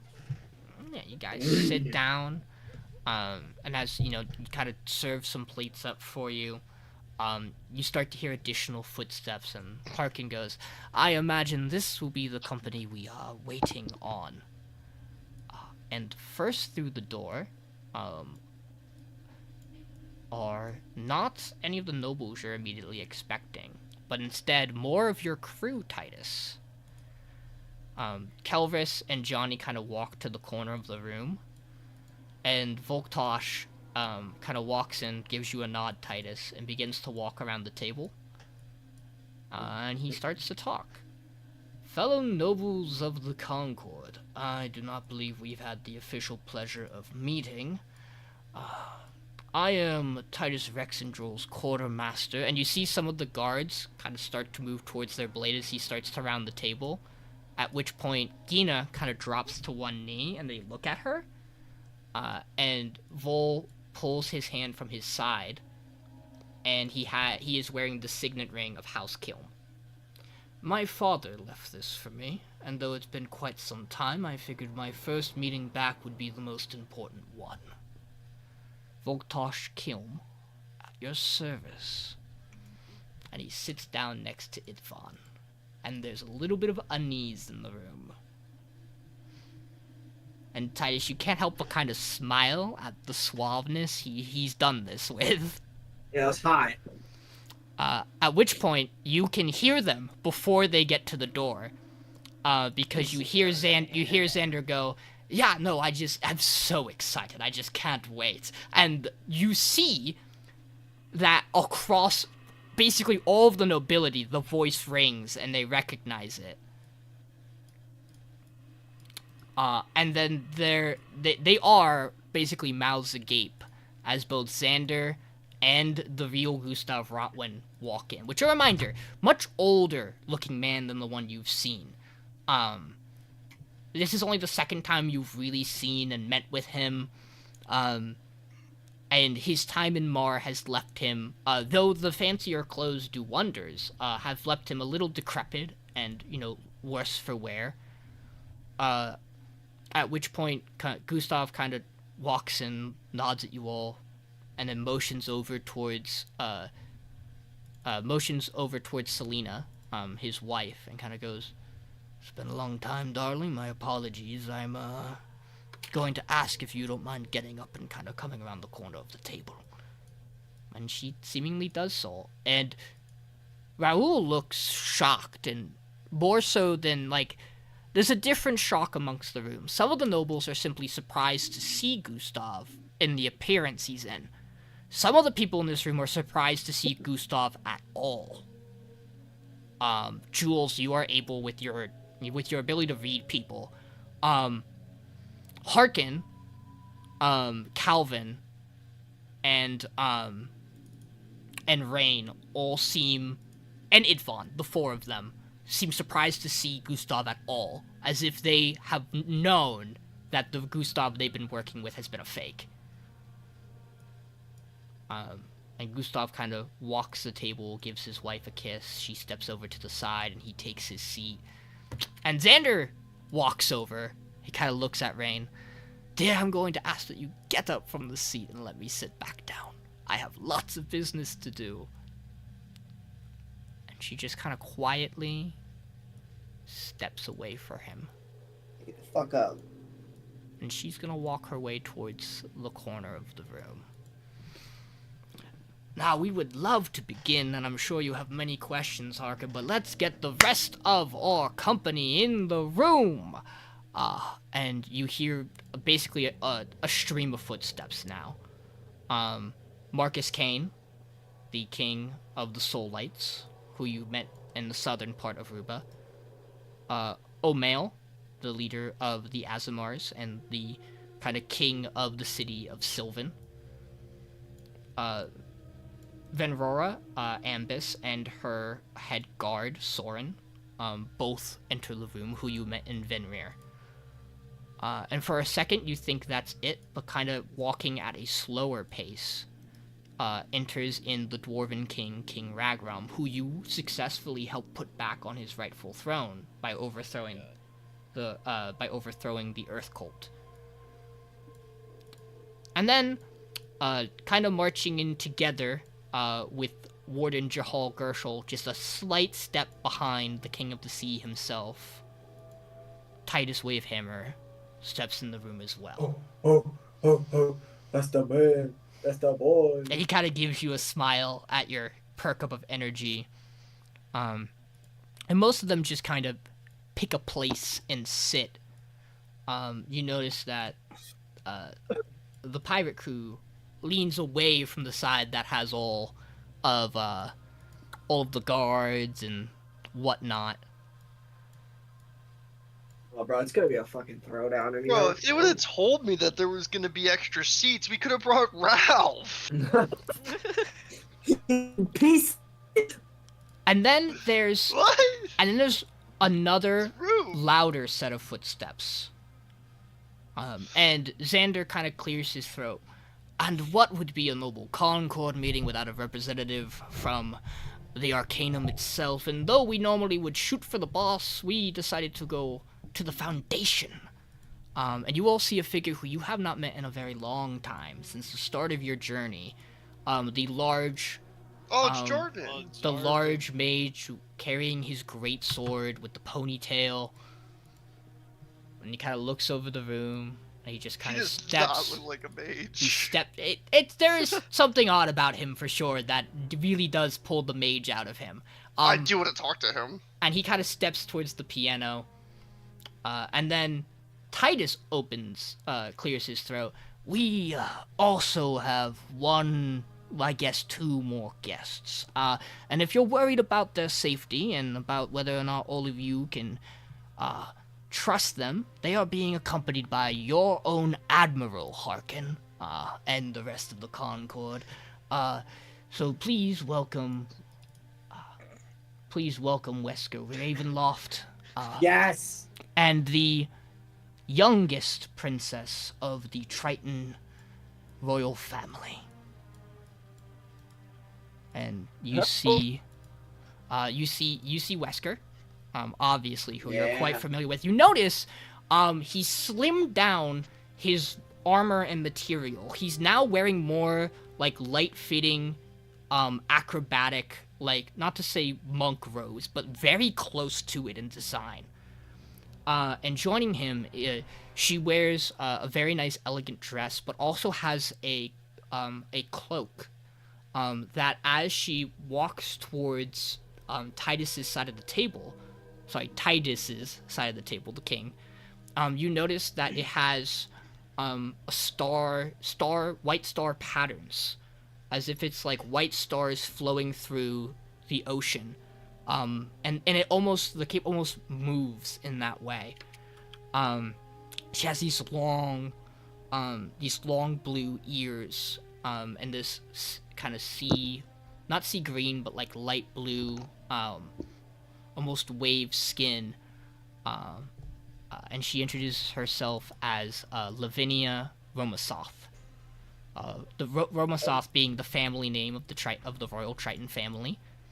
And you guys briefly remember that when you were in Venrir, the Elven city, you met Lapis, the changeling who shared Laszlo's journal about the dragons, but who also asked you to save the drow heir Zana.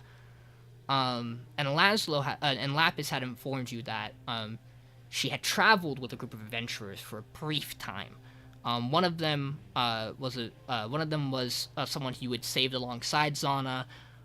They had mentioned a Kenku. They mentioned a pirate captain named Drazair. But also that they had seemingly traveled with a Triton by the name of Lavinia, and this seems to be her. Oh.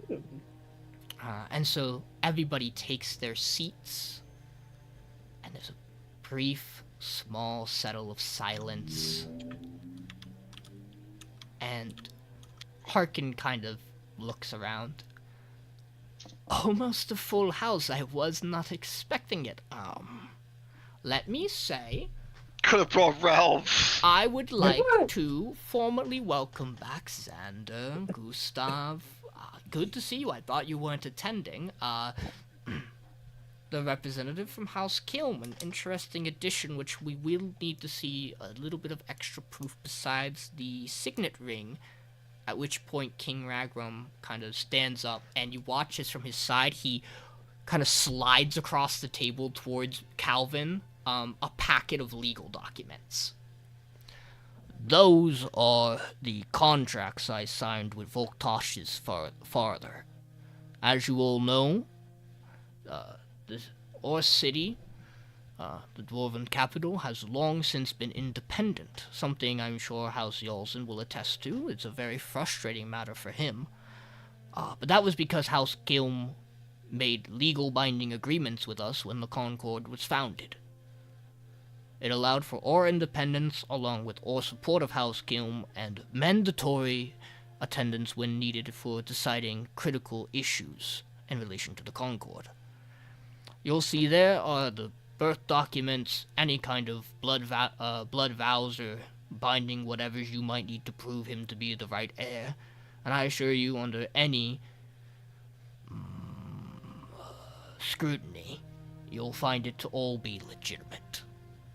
And with that in mind, I would like to also vouch for the members of the Silver Sailors who are here, as they, when the Concord would not, provided my city with immense aid, restoring me to my rightful position and ousting the false King Mornis.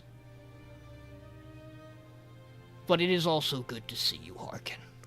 And he gives a little smile that peeks out under his beard. Ooh. Yes, so that seems wonderful. Sure, let's get that out, let's get all this out of the way. What other ground-shaking business or motions do we have to get across before we even begin to discuss the vote on the cult of the trapped goddess? And you watch as Jarvan, almost silently, you all realize it as it happens. He points his sword up towards Claudius Archimed, and from across the room, you watch as Claudius turns into a chicken. What? Okay. Well, now that he's been polymorphed, why don't we have someone escort Claudius out of the room, and we can discuss real business. Why couldn't he be here? Oh, Which was Claudius? I don't like having, He was the priest from earlier. I don't like having ears from the cult of the trapped goddess in the room with us. Oh, you fucked that guy up! This guy. He looks like a bitch. He sure does. So he is polymorphed into a chicken, and Saber. And we'll say a trusted guard. We'll have Gina do it. Goes and removes the chicken from out of the room, and puts it in a cell somewhere. Yeah. At which point, when Gustav kind of leans back. Well, if we're addressing other groundbreaking decisions, you should all know that the prior Rotwin you've been working with is a fiend in disguise. Numerous reports can clarify this. The Arcanum will back my statements and sentiments, and it is good to be back.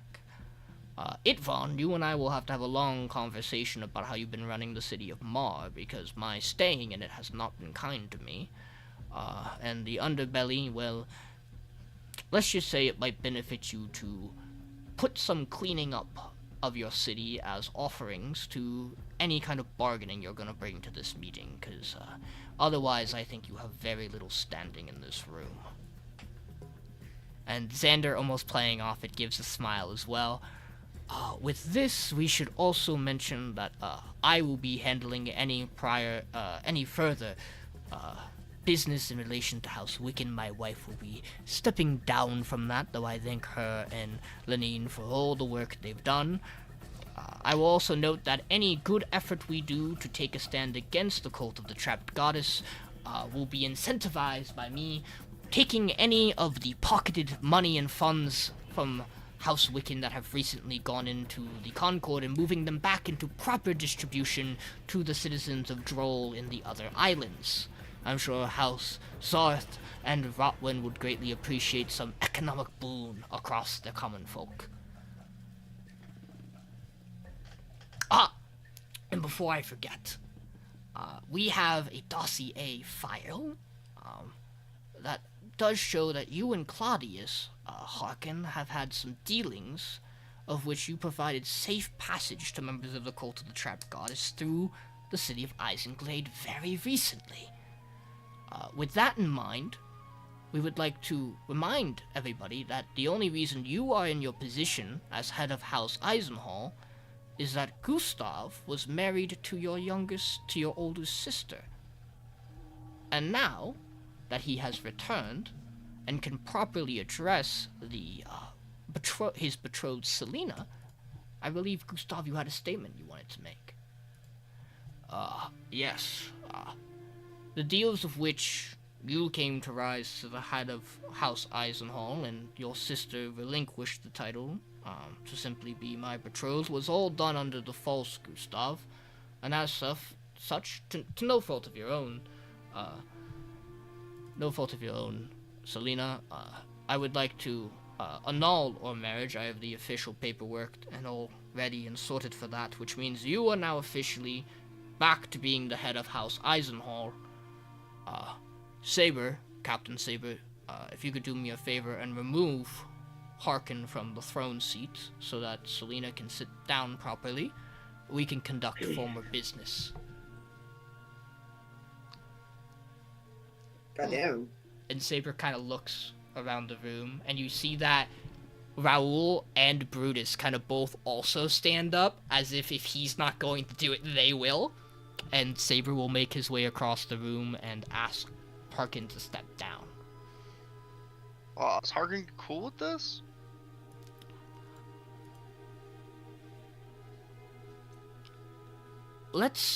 I will step down for now, but I still wish to say my piece in relation to the accusations, as well as give my personal opinion about the vote we are about to take.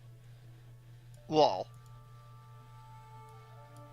You see Selena kind of... I, for one, am very curious as to the allegations of sneaking cult of the Trapped Goddess through Eisenhall. Well, as far as I know, any kind of movements of refugees or travelers was all dealt with through the Church of Isenglade, which means Claudius would have been the one to see to it. Well, that does make sense. Can I do an insight check? Sure. Excellent. Ooh, so insightful. Ooh, 12, Sean? Still is better than his 11. Let's go. You can tell that, Harkin is not lying in that all the official rights and, like, overseeing of anybody moving through the city, he's been hands off with, and that has been intentional. Clear. You know it's been clearly intentional, so that if an accusation like this were to come up, he cannot technically wouldn't. be blamed by the law. Right. But clearly, So he's- you know, he knows that it happened. Right. What was the guy's name that just was turned into a chicken, Sean? Claudius. Oh, okay, great. And how long have you known that Claudius has been moving cults of the Trap Goddess refugees through the city? It only happened recently. I would say, Oh, so you admit that you know of it?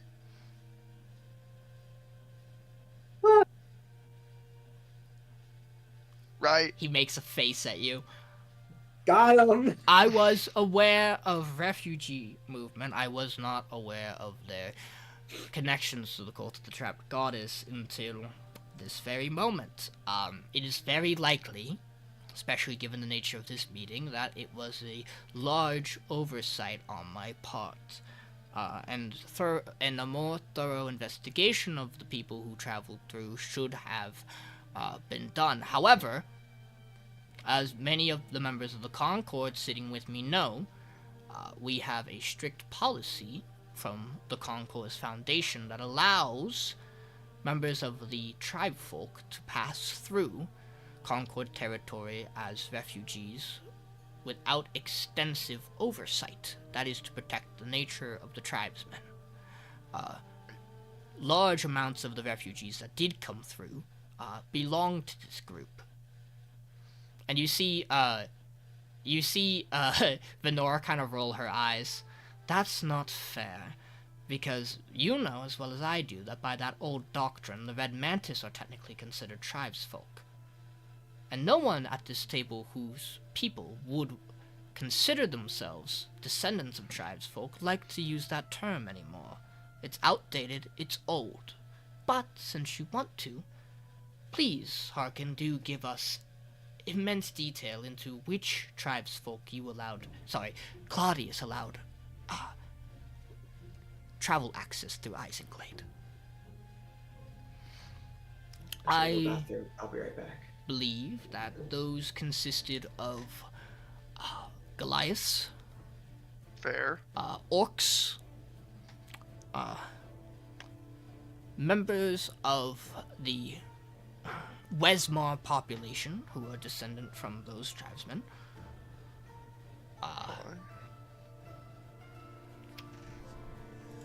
Let me make sure I'm not missing any.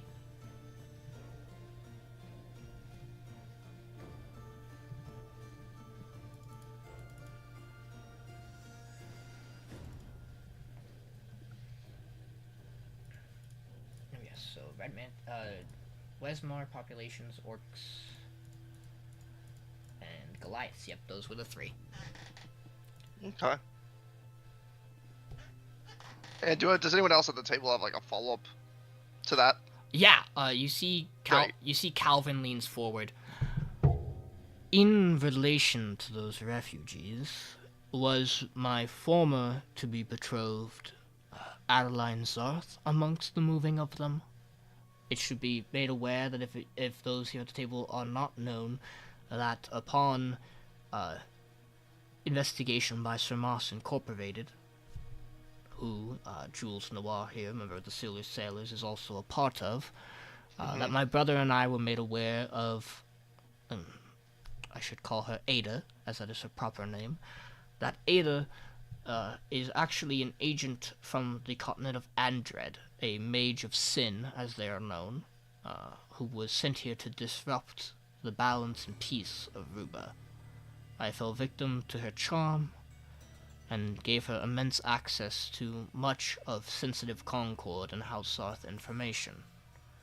So if she was amongst the refugees, perhaps aiding Claudius in any way, we should view that as a act of aggression against the Concord, as by that point, if your timetable lines up to only a week or so ago of them having moved through, I had made my official statements amongst my people in my city, and had sent them out to reach all members of the Concord, that her and I were no more, and she was an enemy of the Concord. If any of you would like to insight that, you are welcome to. I would love to. I would love to. Love. What's my number? How does a 25 sound?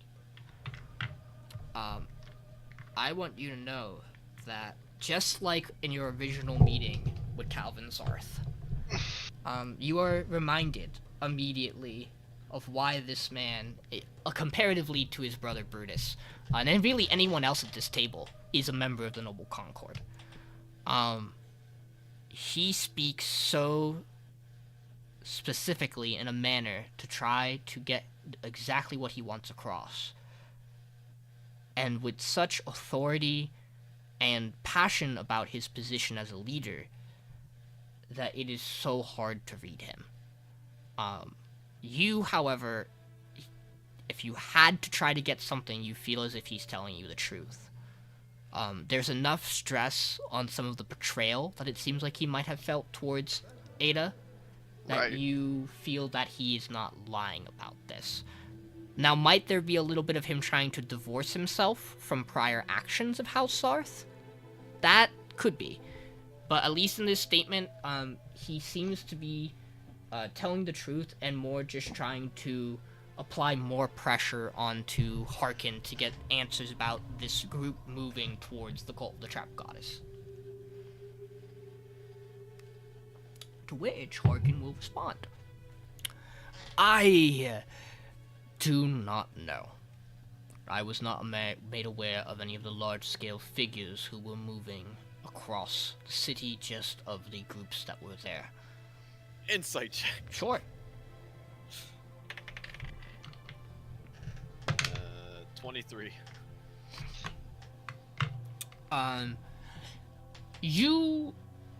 You can tell that he is being truthful, that he does not know if Adeline Zarth, Ada Rosenhall, the Red Queen, was amongst the people who moved across through Isenglade.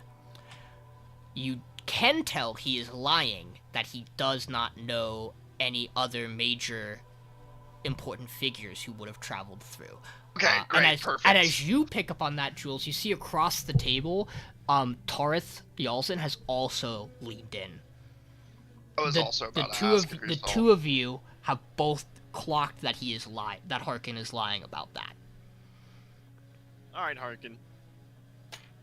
If you don't know about Adeline or the Red Queen or any of that stuff, just tell me now. How many Red Mantis have stayed in the city to possibly kill all of the nobles that oppose what they're trying to go for right now? And please answer my question truthfully, or I will have to insist that Titus comes over and asks him to ask you face to face.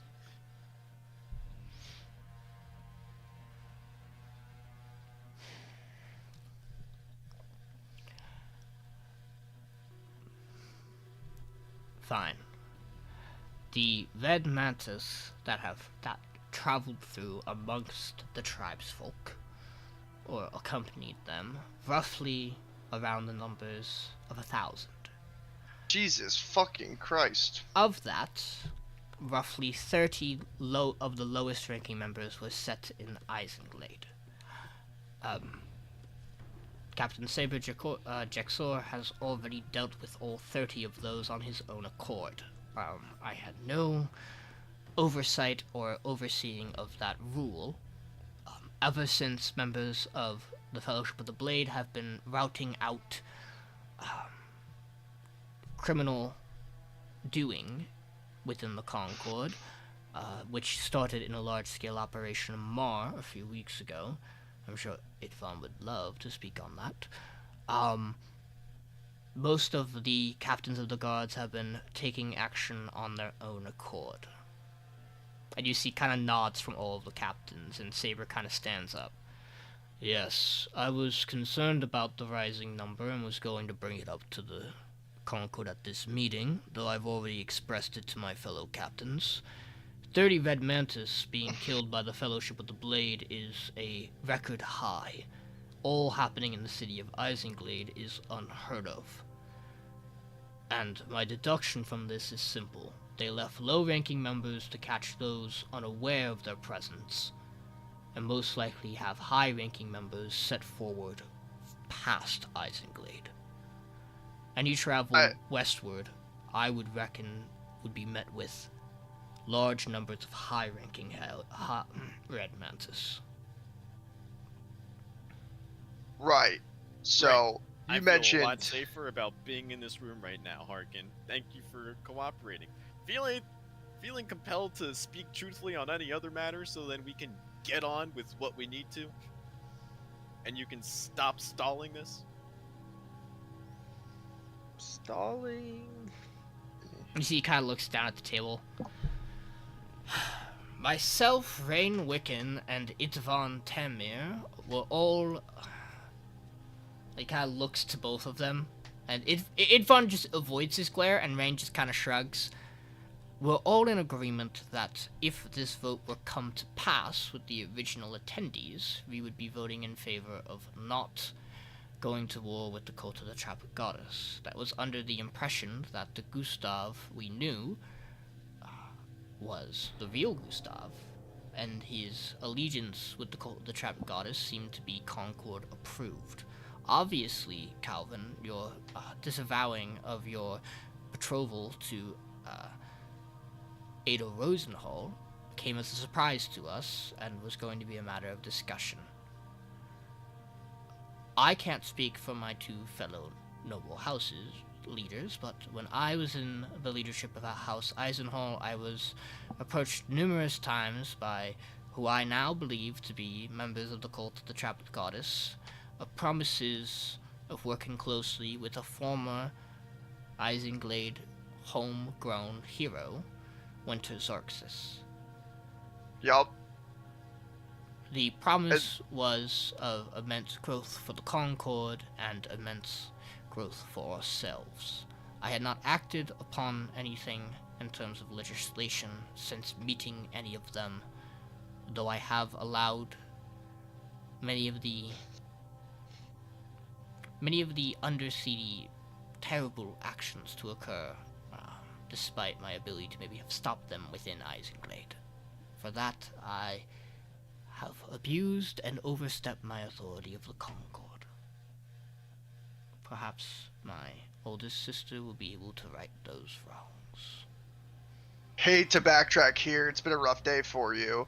But you mentioned that no one of importance was led to your city, but you just told me that you met with Winter Xarxis, correct? A longer time ago. This is roughly So you're now telling 2 me, and months Saber ago. can confirm that Winter Xarxis and or what's her sister's name or whatever? Alana. Alana, and what's the other guy's name? Sean? Ramir Blind? Dragno. Ramir Dragno were in this city whatsoever. You didn't let them pass through. Yeah, Saber speaks of. They are a difficult sort.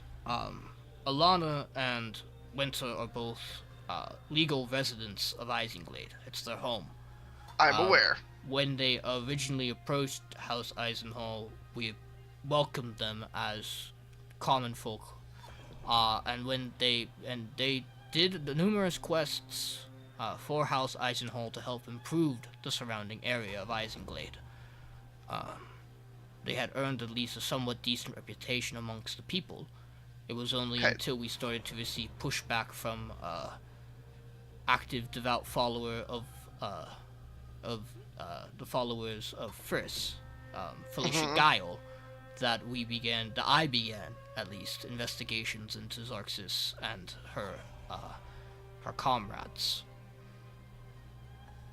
So where do they currently stand within the city? Are they allowed entry? Are they not?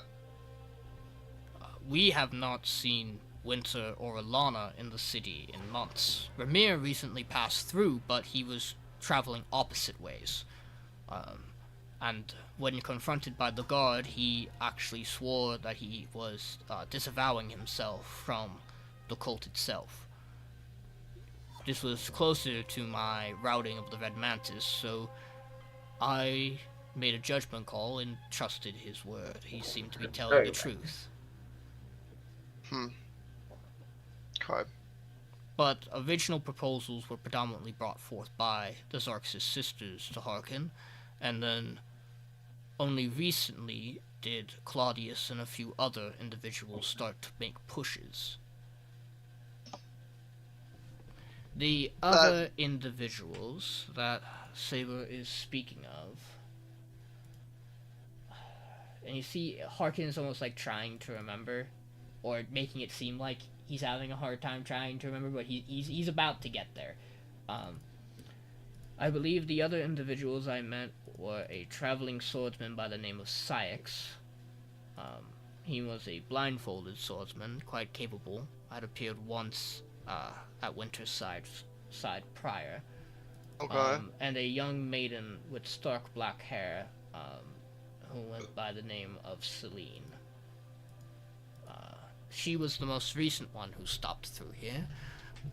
More of a threat to me, that with House Soth disavowing Ada, it would come to us at this next meeting to try to push the rest of the members of the Concord to ally, or at least stand neutral against the cult of the Trapped Goddess.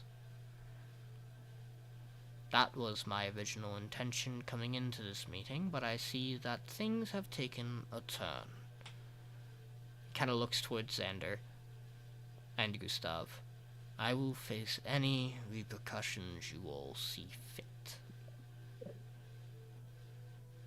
Xander kind of nods his head. Gustav kind of turns to Idvan next to him. So when we talk about siding with the cult of the Trapped Goddess, what was it that House Tamir saw as valuable? Was it simply that you weren't corrupt enough in the city of Mar, or was it just that their beliefs aligned with you? Look, I don't like the accusations being thrown my way. Harkin's the only one here who seemingly there is proof of any kind of connection with this cult of the Trapped Goddess. Now, Mar has its own problems. I will stand and face that fact truly.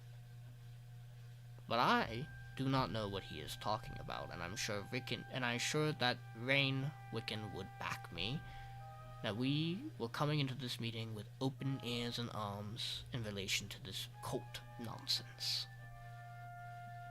And that is where I will stand and am standing. You see Taurus kind of cracks his neck. I agree with the Silver Sailors. Let's get business on with what this is. No more stalling.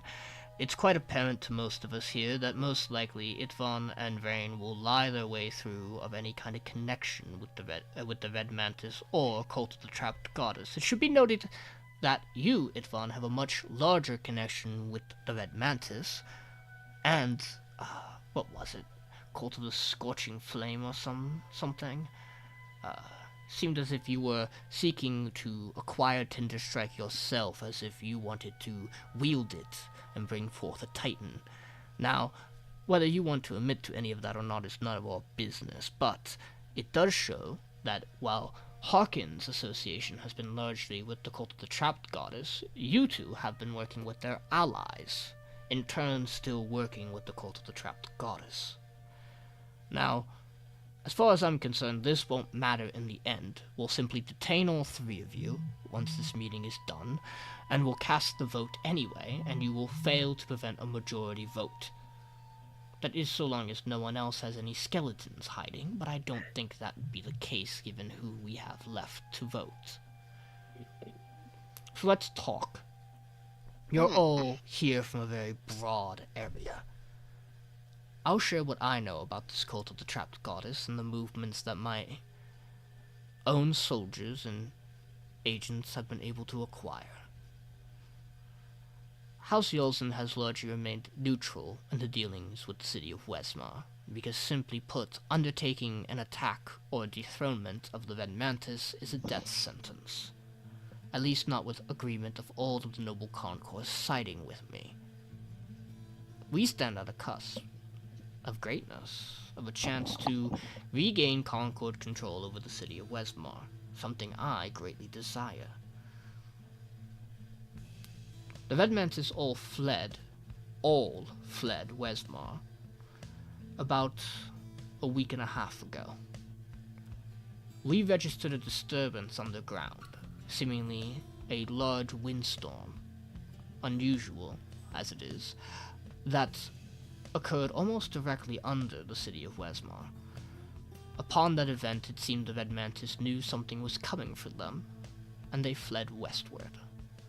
Now, they did this in multiple different waves. I believe most likely, if the cult of the Trapped Goddess was doing things as a good general or tactician would, probably broke the Red Mantis into waves to move in with both the Goliaths and the Orcs.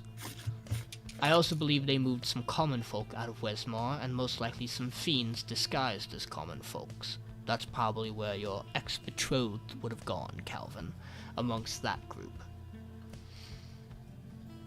That is what I know of northern movements.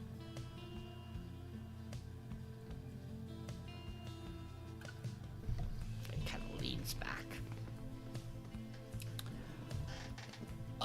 At this point, Edward Bismarck kind of looks around the room. It is imperative that you know that I had no knowledge of any of these connections or ties, and that being as far southwest as I am, I've really had no interaction with this cult or any of its agents. I am a little out of the loop, but seemingly, it seems this is a threat that threatens the Concord. And as such, I will gladly support us in this endeavor, but my house has no intel of the sort to offer. And you see, basically every noble at the table just nods their head as they expected this. Mm-hmm.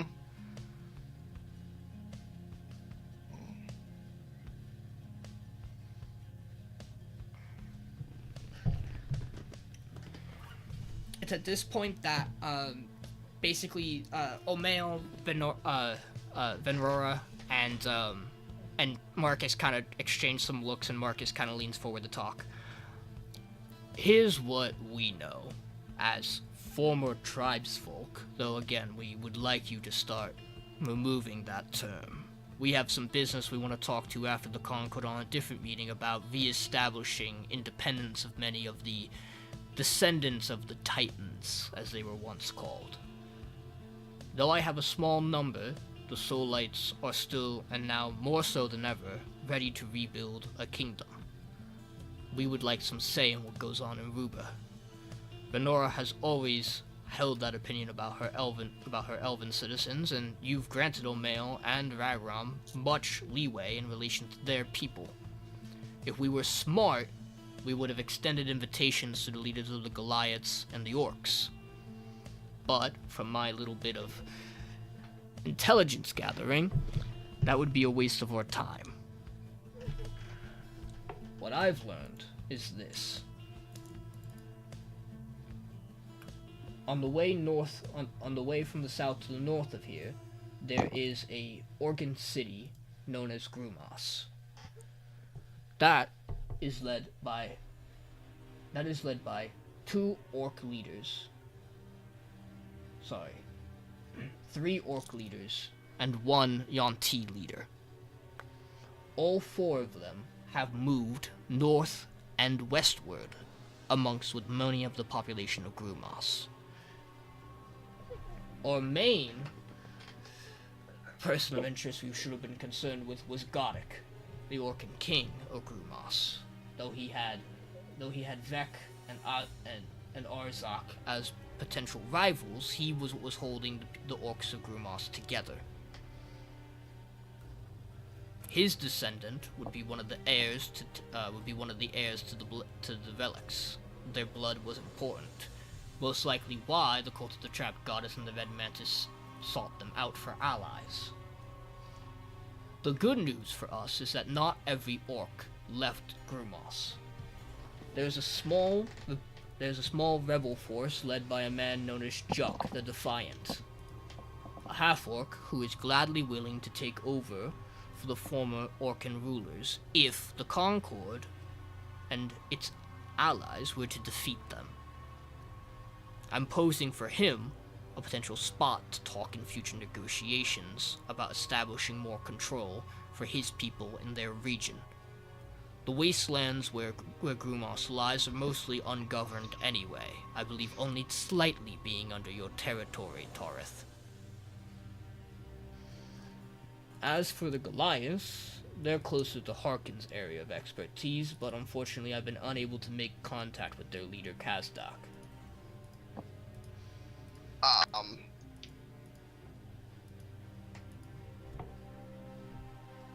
Do you audibly go, ah? Kind of look around. I'm like reading the room. I look at Jules. I'm like, do we say something? Do we not say something about Kazdak? I looked at Titus. Titus isn't here, I don't think. Fair, fair. Yes, they were talking about Kazdak. Yeah, don't worry about that guy. Wait, they said they didn't hear from him, so you don't need to say No. anything. Well, I mean, we have reason to believe he's sided with the Cult of the Trapped Goddess, and he himself is a threat. If The he's Silver an enemy, Sailors vowed to take care of Kazdak. There will Do be not no worry further operation. about the blue people. having crossed blades with you, Titus, Marcus just gives you a nod. If the Silver Sailors say they can deal with Kazdak, I more than welcome them to do so. It means one less thing the rest of us have to worry about. But let's talk about this. Okay. Before we put the vote out about actually going to war, I want to offer some things on the table. I have 15 good soldiers who I can mobilize to fight right away. 15 of my men are the equivalent. One of my men of a Soulite soldier is the equivalent of 30 of yours in the Concord. So you have 15 of my men, plus me, plus my wife. You're looking at roughly, in terms of your strength, 300 coming from me. Right. He kind of turns towards Ragram. I can lend any of my dwarven guard that are needed. We're closer, we can mobilize quick. Using the teleportation circles, you can expect my 450 men. And kind of goes down a line to Venora. If I were to join the combat, you probably wouldn't need most of my men, but the Green Guard can come as well, and you'll have roughly 50 of my soldiers, myself, and the remnants of the Aarakocran kingdom. While not having a true leader right now due to Kirk's unfortunate passing, we have come to terms of peace between myself, the Aarakocrans, and Omal's forces in Sylvan. Thanks to the Silver Sailors intervening, we now know that this was largely a ploy from some dragons and most likely aligned with the Cult of the Trapped Goddess. So, you have all full dedication. I would argue between me and the Aarakocrans you have roughly close to 100 man power coming your way. Omail nods. You can expect 30 of my finest arena fighters to be able to mobilize as quick as possible. If you give me a little bit more time to get the rest of my forces, you're looking at about 300 soldiers coming its way through a teleportation circle to aid you. And then they look across the table at the Pirate King. Well, this is complicated. My admiral is currently scouting out the terrain to the west of here. I assure you he'll be quite safe. I can offer what I safely assume to be trustworthy pirates of about probably 50 in number. The rest I can't guarantee will fight for this cause and be allies, but I can trust about 50. On top of that, my warden can fight, and he's worth at least 50 men on his own. I would prefer not to get involved myself, just due to my age, but if need be, I think I could handle a few Red Mantis scum. Now, it's under my understanding that the Concords, at least the smaller islands, don't have much of a force.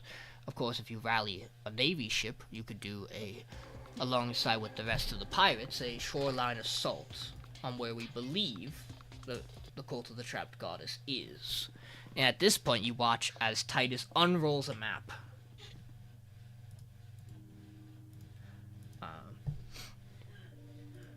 And let me quick bring you back to the map screen. obviously, we're up north right now. How's Eisenhower?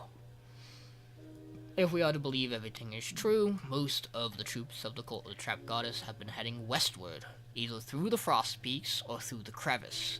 Heading to the Crevice would be a dead end, so most likely we're looking at through the Frost Peaks. At the edge of the northern strip of Ruba are said to be some ruins. We believe that's most likely where their offensive force is gathering. We've caught from the shoreline on top of the edge of the cliffside of the northern strip a sanctuary being built of some kind. We have reason to believe that is the Cult of the Trapped Goddess's base. Again, the military might of the Concord's navy with some of my pirates could do a seaside attack, potentially weakening the foundation and the rubble and the rock, maybe tearing the cliff apart, but also I can send some pirates scaling up that cliffside. It'll take some time and they'll have to do it carefully, but you could have additional allies coming in the back. A nice little surprise. Huh. At this point, tension kind of turns to Lavinia. Unfortunately, my family will not be able to provide additional support. That is not why I'm here. We greatly would agree with Mr. Kane about more stance in government. The Romosoth royal family has long governed under the waves and knows much of what goes on. And really, though most of you don't know it, a lot of your safety on the seas in the innards of Ruba are due to our people. Right now, we're facing a large attack from sea devils, we believe to be orchestrated in some way tied to the Cult of the Trapped Goddess, or at least to the reawakening of the Titan. In a return for support after a war front like this, we cannot move any of our soldiers or else we believe the kingdom will fall. But we do have something we can offer. And you watch as she slides something in a small pouch across the table to you, Titus. She's a conductor piece? I open it. You see inside a small purple orb. Yup. That is something that the Romosoth family line has been protecting. Maybe purple. I thought I was looking for orange and white. No, you have white, orange, and purple. Oh my god! I thought So now purple was in the middle of the ocean. It is. Yeah, it is. She's the middle of the ocean. Yeah, just the ocean. Wait, that's goated. So I just need orange. We would just. We know we're oranges too, don't we? We would just like. Salamon has it. Yeah. We would just like, perhaps the Silver Sailors would more than the Concords. That when this is all said and done, some aid could come to my people. Kill some sea Captain. devils is all. Hell yeah. Love killing sea devils. Oh, Sea But- Devil, I hate Sea Devils. It's my favorite thing behind changing Boris. She have a wyvern pendant. No. Supposed to be looking for that. Are you? I don't know, something in my notes.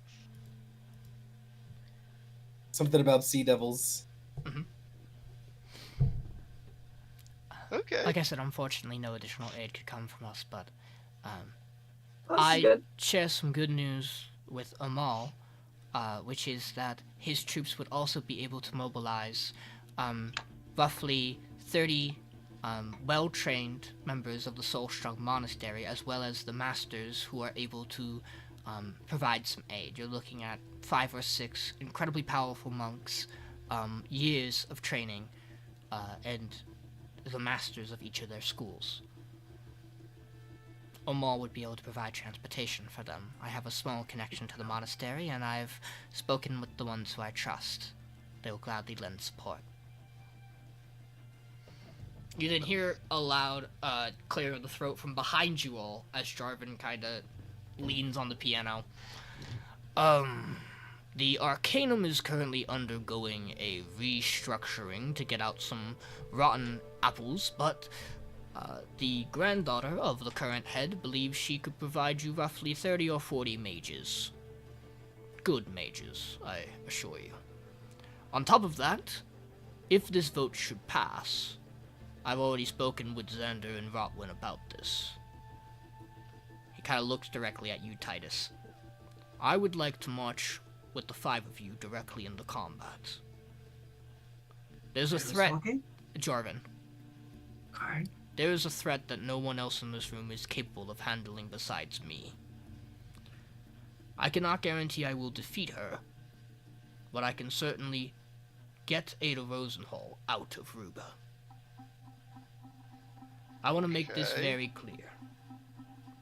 If you do not know my background, I have been alive for a very, very long time. Pretty familiar.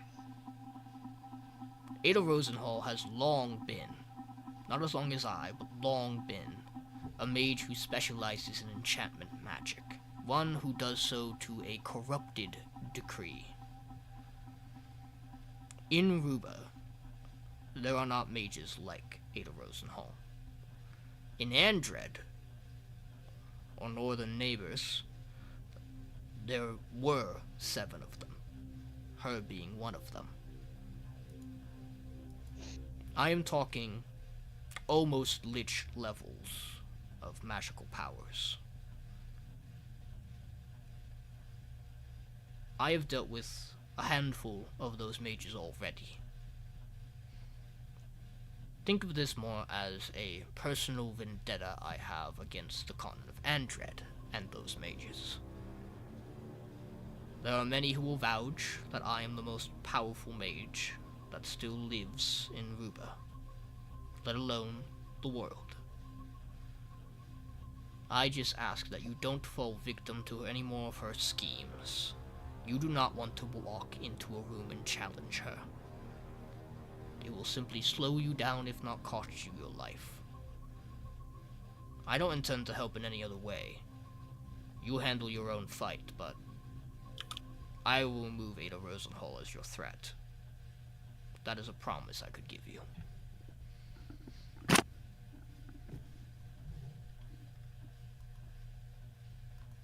Quick question while we're on the topic of the 7 liches that came from the other continent. How many other than Ada are still alive, Jarvan? Yes. Yes.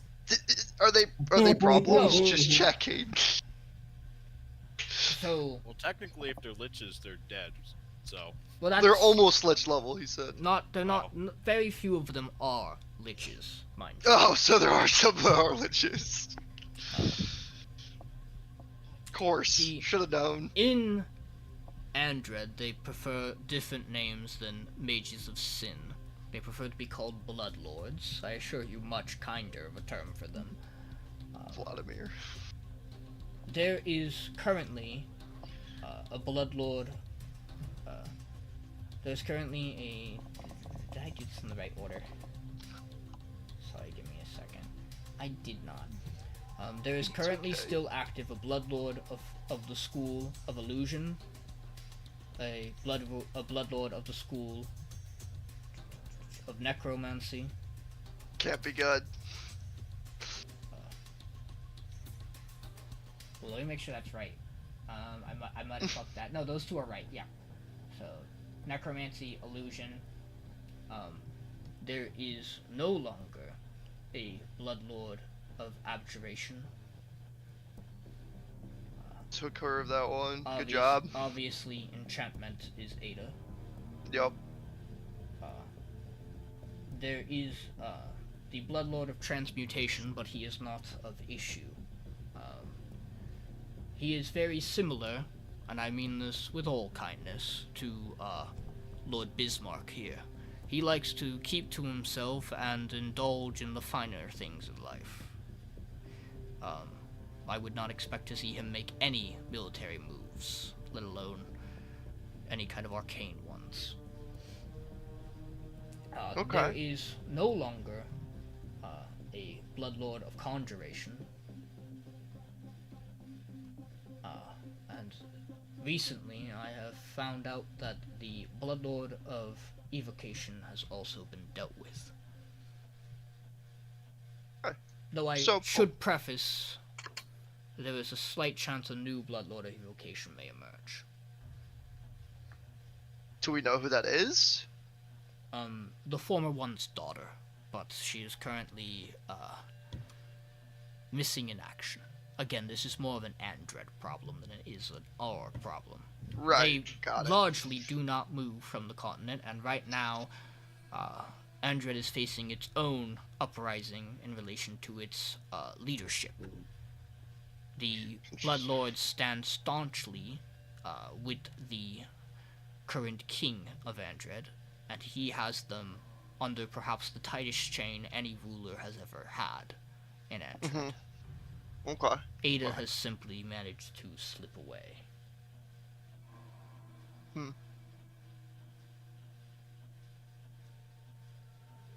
It should also be noted that of the remaining Bloodlords, only 2 of those are also not at the level that the other Bloodlords were. They had predecessors who were dealt with prior and have only been on a more aspiring.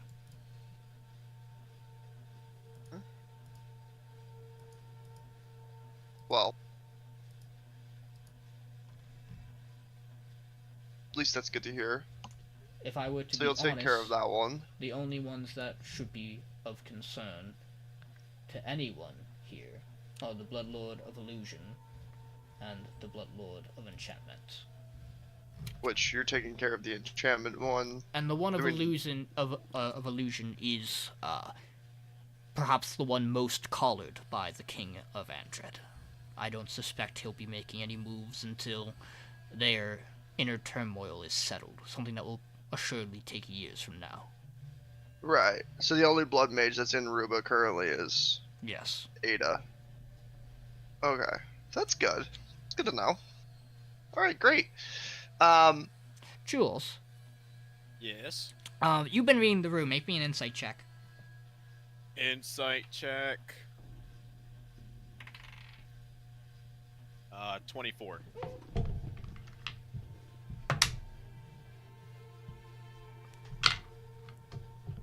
Yeah, he's telling you the whole truth. Okay. Word. How does how's Titus looking with all like the news that's been going around, just like in general? For clarification, your Captain or Titus? Yeah, Captain or Titus, the Wave The Hammer. king. The king. Oh, he Okay. seems like he's had a decent amount of knowledge of this. Okay. He didn't walk into this unprepared. All right. Uh, I just wasn't sure. Like, how's he feeling about the room, though? He has seemingly gotten more relaxed as this conversation has gone on. Okay. Huh. Uh, Okay. Who's next in line of people telling us they're gonna give us things to help Yippee? I mean, at this point, the only everyone? people who have not discussed what aid they will be giving would be you guys, and like the actual seated nobles of the Concord. Which the Yeah. implication seems to be is that they are gonna go last, if anything, because then they are going to give the vote. So obviously we provide ourselves. Kind of what we're gonna do. I specifically grant take effect and want to take action against Winter. I know what she wants to do. I understand her motives, everything pretty much kind of about her at this point. And we need to ensure that she is stopped, most importantly, as she's willing to sacrifice a lot for the cult. If that makes sense. You see that when you say that, Selena, the now new head of House Eisenhall, kind of leans forward. Does anyone in this room know what does the cult of the Trapped Goddess Yes. It is under my implication they intend to bring about this trapped goddess back into our realm, but what do they do to do that? Well, so her body would work as a vessel, and then she would take over her body and then destroy Ruba entirely. If Pretty they- much the short story, if that's what you're looking for. So why hasn't she done it already? What does she still need? I don't know that, right, Sean? No, you don't. Okay. That's what we don't know. We're just aware that she doesn't have whatever the catalyst may be that she needs because Ruba's still alive. It's probably some sort of Know sacrifice. that like the trap. Do we know that the trapped goddess has like an association or like an affiliation with like blood or something, or Yes. with, like death? Yeah. Okay. All right. So So sacrifice David. seems most likely. Yeah. But to what scale, we're not sure. And if all those people are going there, my guess is a grand scale of sacrifice, but you know, Yeah. that's only a feeling. I'm feeling. I'm sure. The trap guy's name is Ezendel, right? Mm-hmm. Okay. Sure, all of you know this, but Ezendel was put away for a reason. There's no reason that we would want her back. Currently, her sister, Alana, and her trusted. What is he to her, Sean? He's Her just first man, whatever he is. yeah. Ragnar? One of them's the left hand, one of them's the right hand. I'm not gonna remember off the top of my head which one's which, but From my own experience and my own experiences with them, I can tell you that Ramir, as well as her sister Alana, may be starting to realize that this isn't the right move.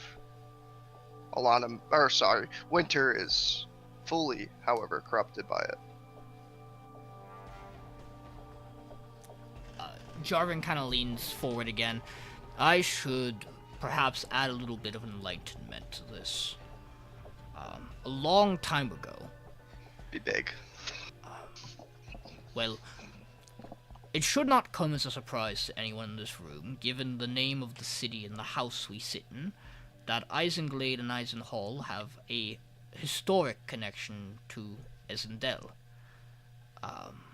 The names are very closely derived, in fact, something that most people wouldn't know.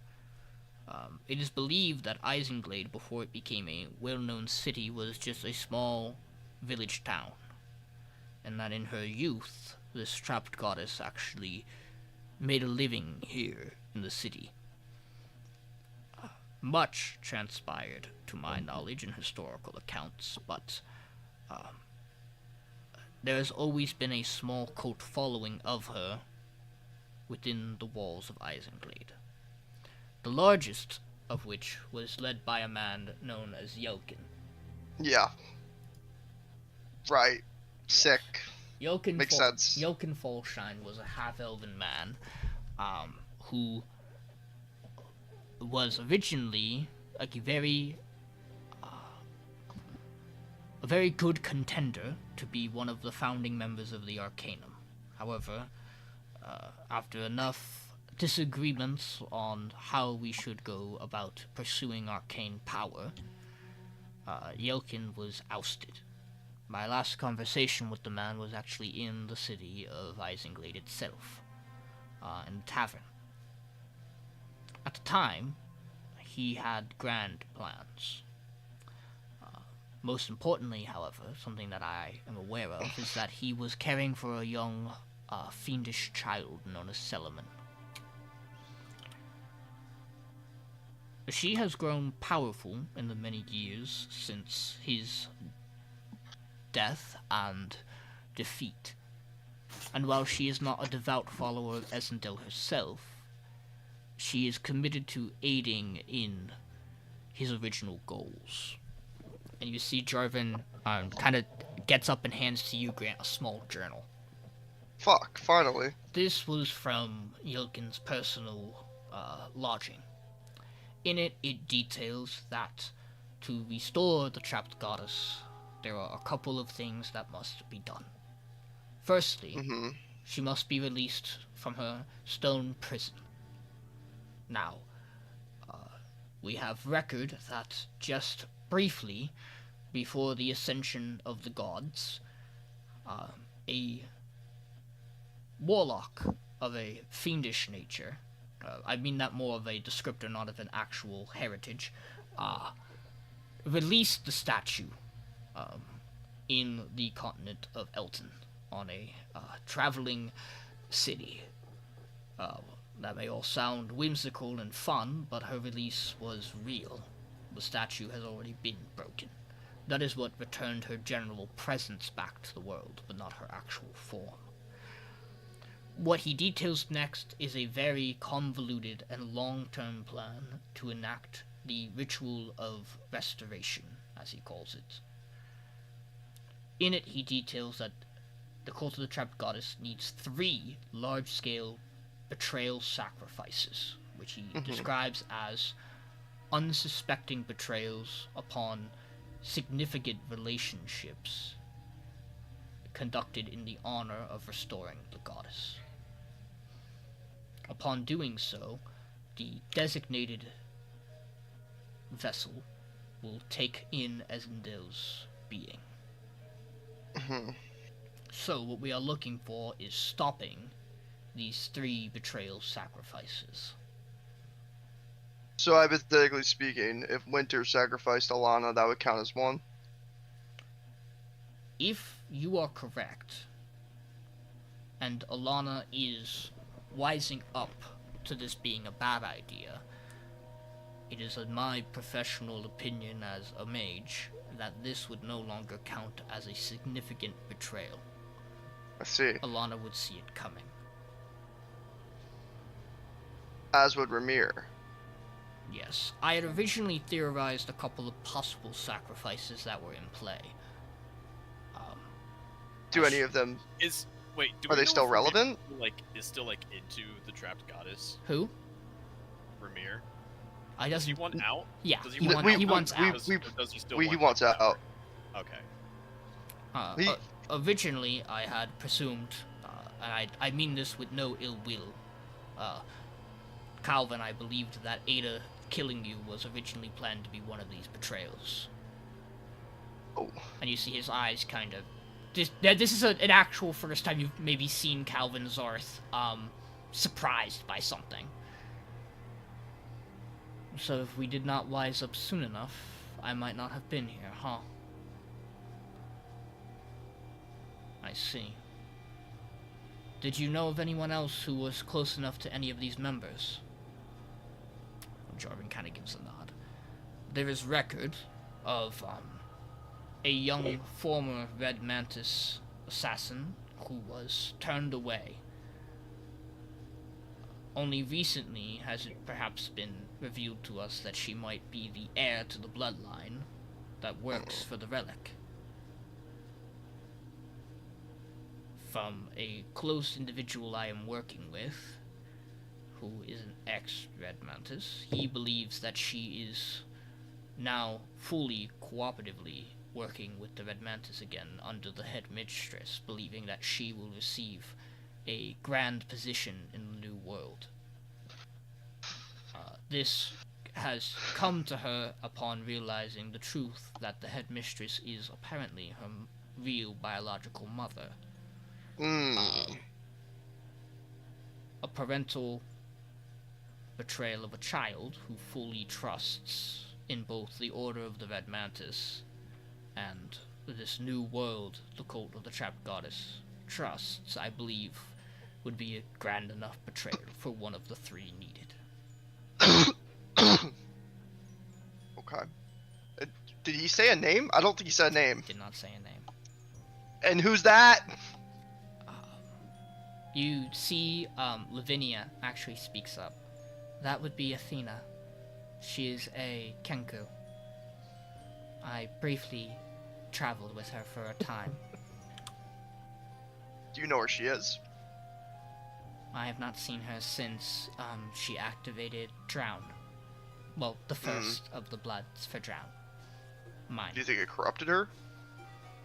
I think she knew the whole time what she was doing. Okay. She kind of looks towards Jarvan.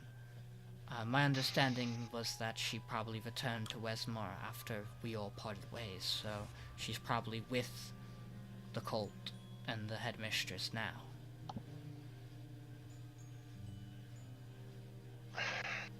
But if that's the only one they have, they still need 2 more betrayals worth doing.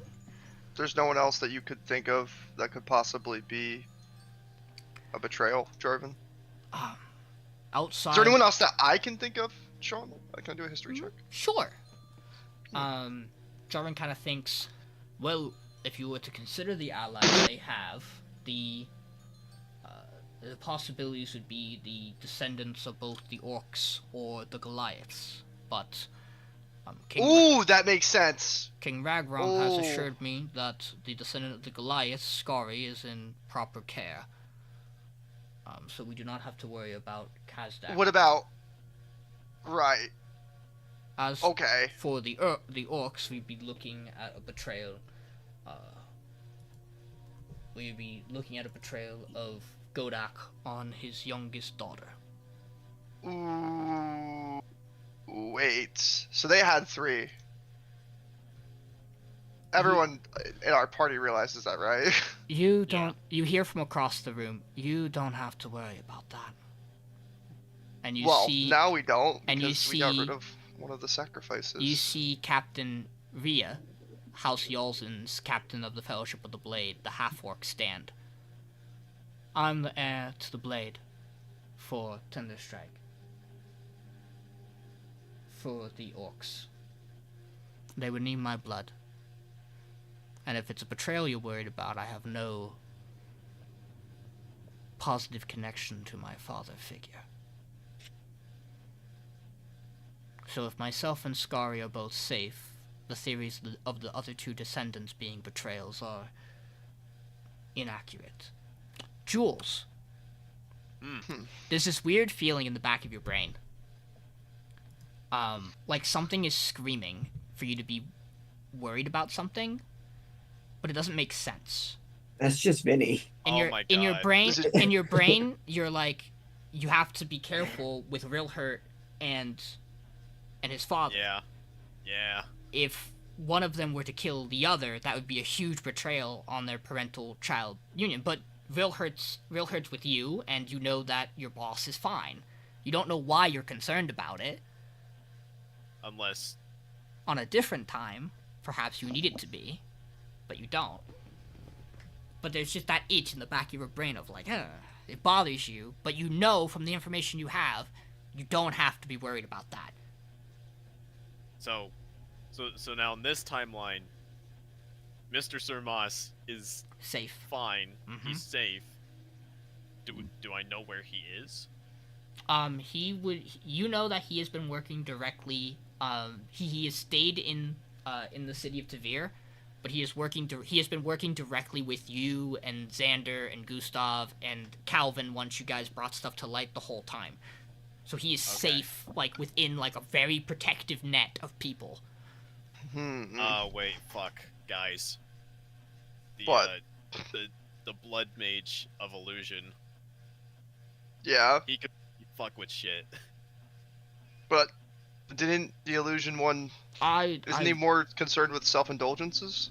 No, that was transmutation. No, that was Shit. That was necromancy. No, it wasn't necromancy. I think it was transmutation. That was transmutation. You do have that right. However, you don't have to worry about the blood made of illusion because that is the one He's dead, right? directly under locking, like directly like under collared, like directly collared by the King of Andred. Oh, okay. Like right, he is right, right. completely under, like he is completely working and under control of a government power. That Right. has nothing okay. to do with this. He needs certified payroll. What I'm saying is, most likely we are Shameless. looking at one betrayal that we know for sure that they have set up. There are other 2 they would have to come up with in the moment. What did you roll, by the way, Grant? 1. Okay. Natural. I got a 6 total. But 1 natural, so nothing probably. just so like distracted by this fucking shrimp. How'd they get so many shrimp on this plate, Sean? They import real well. That plate is huge. You notice that underneath all the plates of shrimp is the symbol for House Bismarck, as if just from that coastal side of the South where it's It's nice just- and warm, they just bring all the fucking shrimp in, baby. They have all the shrimp, yeah. They have a all monopoly the on- fucking dishes have. You now understand why no one at this table complains about House Bismarck's involvement in anything. They just give so much fucking shrimp, dude. What are you gonna They say got the about it? jumbo I just want to shrimp, say goddamn. there's chicken, fish, shrimp, and there's just cinnamon buns. in the There middle are of the cinnamon plate. buns. I Remember? did notice Yeah, that. I'm not gonna love lie. There's a those thing of those cinnamon cinnamon buns. They're Those so cinnamon fucking buns are good. very- Those cinnamon buns are very clearly drawn, but like I want a cinnamon bun just by They're looking at very it. good cinnamon buns, dude. Oh, What is bro, I'm this? gonna go to Is Aldi right is this now like and get cinnamon Mashed buns. potatoes? That's just sand. That's fucking sand. Yeah, you see Sand. that on the pot is just the House Tamir symbol. Hot They've just sand. brought sand from Mar. No one's touched fuck- it. No, you know what? It's fucking. We've just been Farina. complaining about Mar this entire time. Funny. Sean, by the way, I have a question. hmm Not related to the conversation. Do I still have the memory of using the stopwatch? Yes? Loosely. Loosely, great. I need to talk to Jarvan. Okay. Yeah. Need to. That is, when I saw him come through, I was like, I gotta talk to that guy. So. Great, but I will keep this book that he gave me and read Yeah. it. Uh, I do have a question for Jarvan. This book, the ritual, obviously, her connection being in stone to Winter would probably be a bit more difficult. However, I'm pretty sure I know that they do have a connection, that they do communicate with each other somehow. Do you know for sure if she knows the ritual to bring back Rexendrole?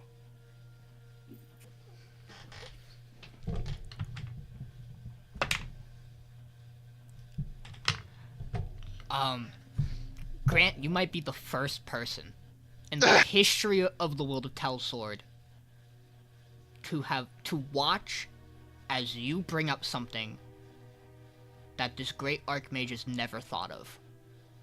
And his face kind of just breaks. Oh, Shit. I have no reason to believe she would know. Right. I would assume she's probably just being... She's young. She's probably just being guided as the next vessel. I would imagine they probably wouldn't want to tell her. Especially if the original plan was to use her sister. Yeah. That would maximize the betrayal.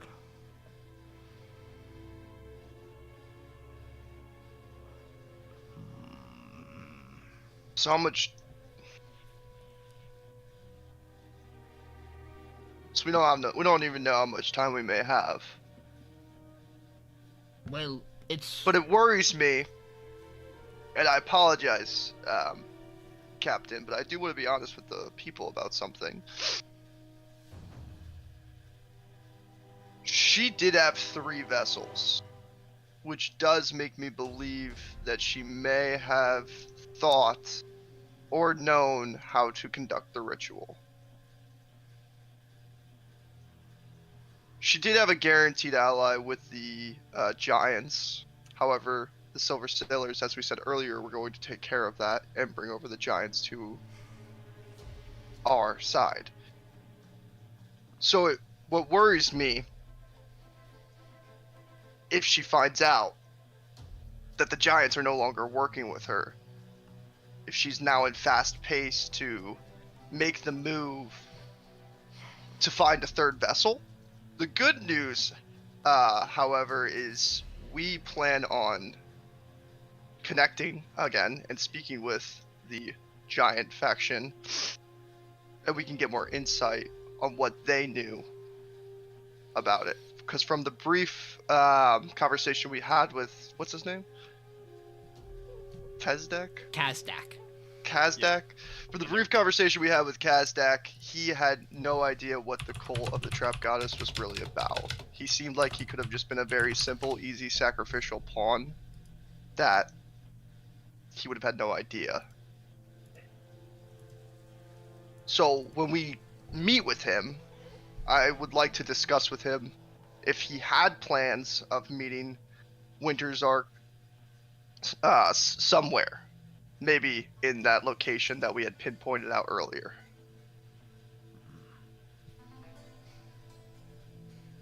He just kind of nods, and you see Taurus kind of sits back up. I think this makes it pretty clear. We don't have much time to spare. I argue that outside of the limited amount of guards you need to protect your cities, all members of the Concord's noble houses will provide as many soldiers as they possibly can to march westward with the Silver Sailors.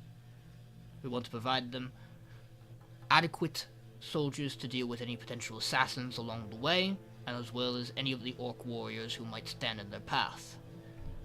We should expect maybe needing more if they are not able to broker with Kazdak, but if you are, that is a huge boon to our numbers. Yes, with that, you could assume that he told us that the giant tribe would also be coming along with him. That's good. I don't know how many people that is, however. It's not necessarily a matter of people, but their strength. They are immense, and even Kazdak himself kind of looks towards Marcus. Perhaps almost as powerful as you and your wife, if not more. That man's a monster. That's what we know. Good. Okay. Let's get down to business then, if there are no further objections. I have to get something.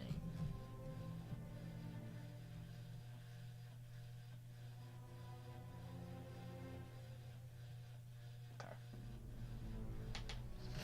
So, let's put it to a vote. All 8 houses are present. A first time in a long time.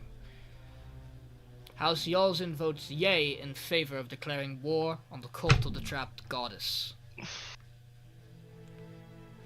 House Rotwin votes yay. House Kilm votes yay. House Bismarck votes yay. House Wiccan votes yay. House Sarth votes yay. House Itvan votes yay. House Eisenhall votes yay. And there are nods across the table. 8 of 8 beats the 5 of 8 needed for the requirements to go to war. Let us go then. Gather your allies from your individual houses. Get your mages from the sanctum to use the teleportation circle here in House Eisenhall and mobilize your troops as quick as possible. With that in mind, we have business we must do. He kind of stands up. It'll be a long time. It's been a long time since you and I have fought on the same battlefield, Honora. I expect to see you on the front lines taking care of some assassins, and I will join you. He kind of looks towards you, Titus. You're quite interesting. My wife Eliza has already told me she's given you her blessing when it comes to taking down this cult. As one of the oldest houses, a part of the Concord, House Yulzen looks forward to seeing what you can do. And he stands up. And everybody kind of starts to get ready to move. So we're gonna While everyone's doing that, I don't know if now's a good time, but I would like to move over to Jarvan and ask him if he has a moment to spare after for a quick conversation. Or now, whatever works. I'm just moving. Yeah, he'll be able, if you want to talk somewhere more private, he's willing to do that, but... Do I know if, like, there's an issue if I talk about, using the Time Watch or anything like that? Like, telling him, like, because he wouldn't know, well, maybe he would, because he's a powerful mage, that time changed, but... Considering your conversation consider you would know from your conversation with him that he seemed perfectly fine talking about the stopwatch. Yeah. The more bigger thing would be that Gustav doesn't have memory of that Jarvan doesn't have memory of using it himself. Right. But he probably from his notes knows he did use it, though he doesn't remember actually doing so. Because that's how him knew he did, was that Jarvan kept very close notes on the matter. Right, but he lost all his memory of it. Yes. As am I, so I would like to also... Yeah, okay, fine. Then I will, if I think it's more appropriate, I'll probably wait until everyone leaves. Is there anyone or anything you want to have conversation with before they go ways in this room? I think Titus heard enough. It's wartime. Indeed. Less talking, more swinging of my blade. Okay. So Grant, we would move to you and Jarvan getting the chance to talk. Great. If anyone else in the group wants to join, they're welcome to do so as well. I don't care if anyone joins, We'll you're say all you allowed guys to. pull off to a separate room. Real. Yeah, follow. Oh, we'll jerk off together in that room then. Thank you. What?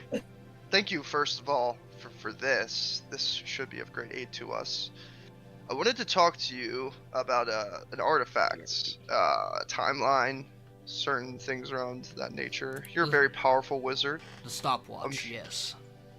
Yes, and you're aware that you used it once. That is what my records tell me, though my mind does not hold true to that.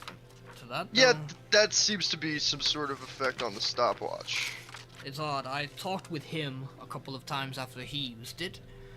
Even to this day, he still seems to recall it. It seems that actively moving timelines like he did, giving up one's old life to physically live in the time you change, seems to let you retain the memories of it. Even your old time, from how he talks. Yeah, he does. Well, I had a very similar conversation with him about it. And I thought maybe it had something to do with the distance of the timeline that he went to. He went to a very close period to which he already was to fix a very small event. So I thought maybe it had something to do with the forces and the effect that he used the stopwatch too. But I'm not sure myself. I do know that in some time I'm going to lose entire memory of my using of the stopwatch. Most likely. Some events will cloud and it'll simply just be vague uncertainty of what exactly happened. Sometimes it feels like I get insights to things I maybe shouldn't have known when it really matters, but otherwise it seems consistent in removing the memory of its use afterwards. Yes. Interesting. Well, I'm not sure if you've noticed or if it's something that you could even pick up on. I'm not sure what your capabilities extend to, but we did use the stopwatch. Time has changed. You're familiar with Frist? Yes. Some of his followers referred to him as Fritz Live. Oh, great! Sick. Thanks, Jarvan. They still do. Yes. There was that. Yes. Before our times changed, this book, this character, maybe the first worshipper, champion of Azendel, he successfully did what he was set out to do, which was completely use a blood ritual to freeze and store Frisliv in the, what are they called? The crevice? At the end of the crevice. The crevasse. Guarded by Lamolkis. A very strong creature. Long story short, I was his champion, Frisliv's, and my duty was to use the stopwatch to change the time and stop the freezing from ever happening.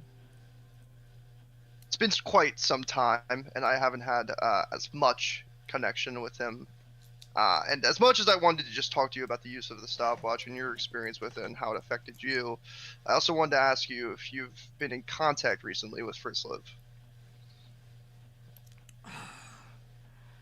I don't often keep contact with He kind of looks around. You're in a sealed off room still, but he kind of looks around. When the ascension happened after the struggle, Frist was still alive long enough to take on the role of an ascended deity. He officially received the proper title of a god. And due to the nature of the gods now, more so than in the past, they are less frequent of contactors with their followers, let alone people who don't devoutly worship them. There are some exceptions to that. Some of the primordial deities still exist in particular realms of the world, like the Fae. But that's again besides the point. First Live, to my knowledge, is still bending the rules a little bit and is active. Kind of looks you over. Given your gear and what you've told me, I seem it's likely he's intentionally stayed active so that things don't deviate too far. I would expect that you would run into him shortly then, as you're approaching yours and his end goal of defeating Rexendrole. Hope so. I can't imagine he would have you free him and then not provide aid at the end of it all when it matters. It just... a lot has happened throughout time. And to go back hundreds of years ago and change such a small event that matters so much. It feels weird to live in this current timeline and just forget all about it. If I had to guess, I would argue that perhaps what you've done is gone back and prevented something from happening, but then minimized the damage. You may have freed a First Live of the past from a future he was destined to have, but you still convinced him to act in very minor ways. What I think is more interesting is perhaps in defeating Yelkin, you might have triggered something bigger than you expected. I'm not trying to give that man praise, but he was a cunning follower. And if he was alive today, I would almost be confident that he would be the main playmaker behind the resurrection of Rexendrole. Most likely others have had to fill that role in his absence. That is perhaps why things feel like lots have changed, when in reality you've only made a slight change. His death may be more volatile to the current situation than you imagined, but there's nothing that can be done about that. What's done is done, unless you were to go and grab the stopwatch again and do the whole thing over, though I don't know if you'll be able to find a better solution than the one you have now. Yeah. And let me be Agreed. quite honest with you, I've thought a couple of times in my lifetime since of using the stopwatch again. There is something about that thought that greatly disturbs me, though, as if it doesn't want me to try again. Perhaps simply the artifact is so powerful it can will people to avoid it. I would not bank on finding it again. I in a normal didn't lifetime. plan on it. What made you search it out in the first place? I am originally from a continent known as Sorzan. And when I was a young man, I stumbled through the deserts and was chosen by an arcane power. You see, he pulls out from his bag pocket a card, and all that's on the card is the depiction of a magician, a mage. Okay. When I found this, it bonded with me, and ever since I found myself unable to be slowed or embedded by old age. Don't get me wrong, as far as I'm concerned, I'm still mortal in that I can be killed. And he puts the card away. After I found this card, I journeyed across Sozan in search of others, like I was being guided, to find a collection of heroes to stop a greater evil. There was an entity from the outer realms, a very dangerous one, alien in nature, an abjuration, that landed in Sozan, and without the allies I had collected, would most likely have taken over all of Sozan, and if not the surrounding continents of Umbra and Legault. My notes detail that I sought out the stopwatch because some of my allies had perished in fights against those aliens. And you thought you could do it differently? No. That seems to be the difference between him and I. Him wanted to change the outcome of his fight. Uh-huh. When I chose to use the stopwatch, I simply believed, or at least I wrote, that there was no other choice. If I did not go back in time and change the earlier deaths of allies, we would not have the manpower and strength to defeat the greater threat that lingered. We failed once before, and that failure set us on a timeline that was doomed. That's what I have written down. Going back and providing additional aid without them knowing made myself and my allies at the time stronger, and kept allies alive for future fights. It turned the tide of the battle. At least so I'm to believe. Right. Just don't remember. No. It must have been a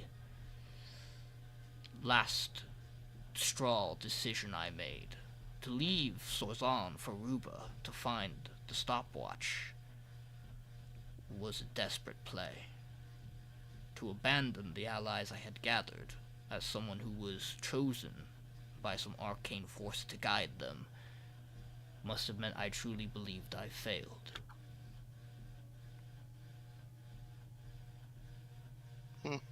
But that is largely ancient history.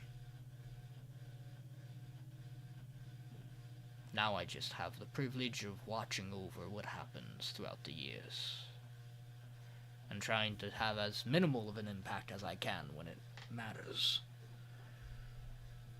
And you see he kind of like, you notice he kind of goes into his bag and he flips through a book briefly, and he kind of scowls. Unfortunately, there's not much else. I do have another meeting I have to go do.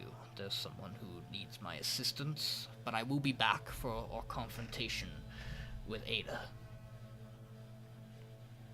Thank you. Of course.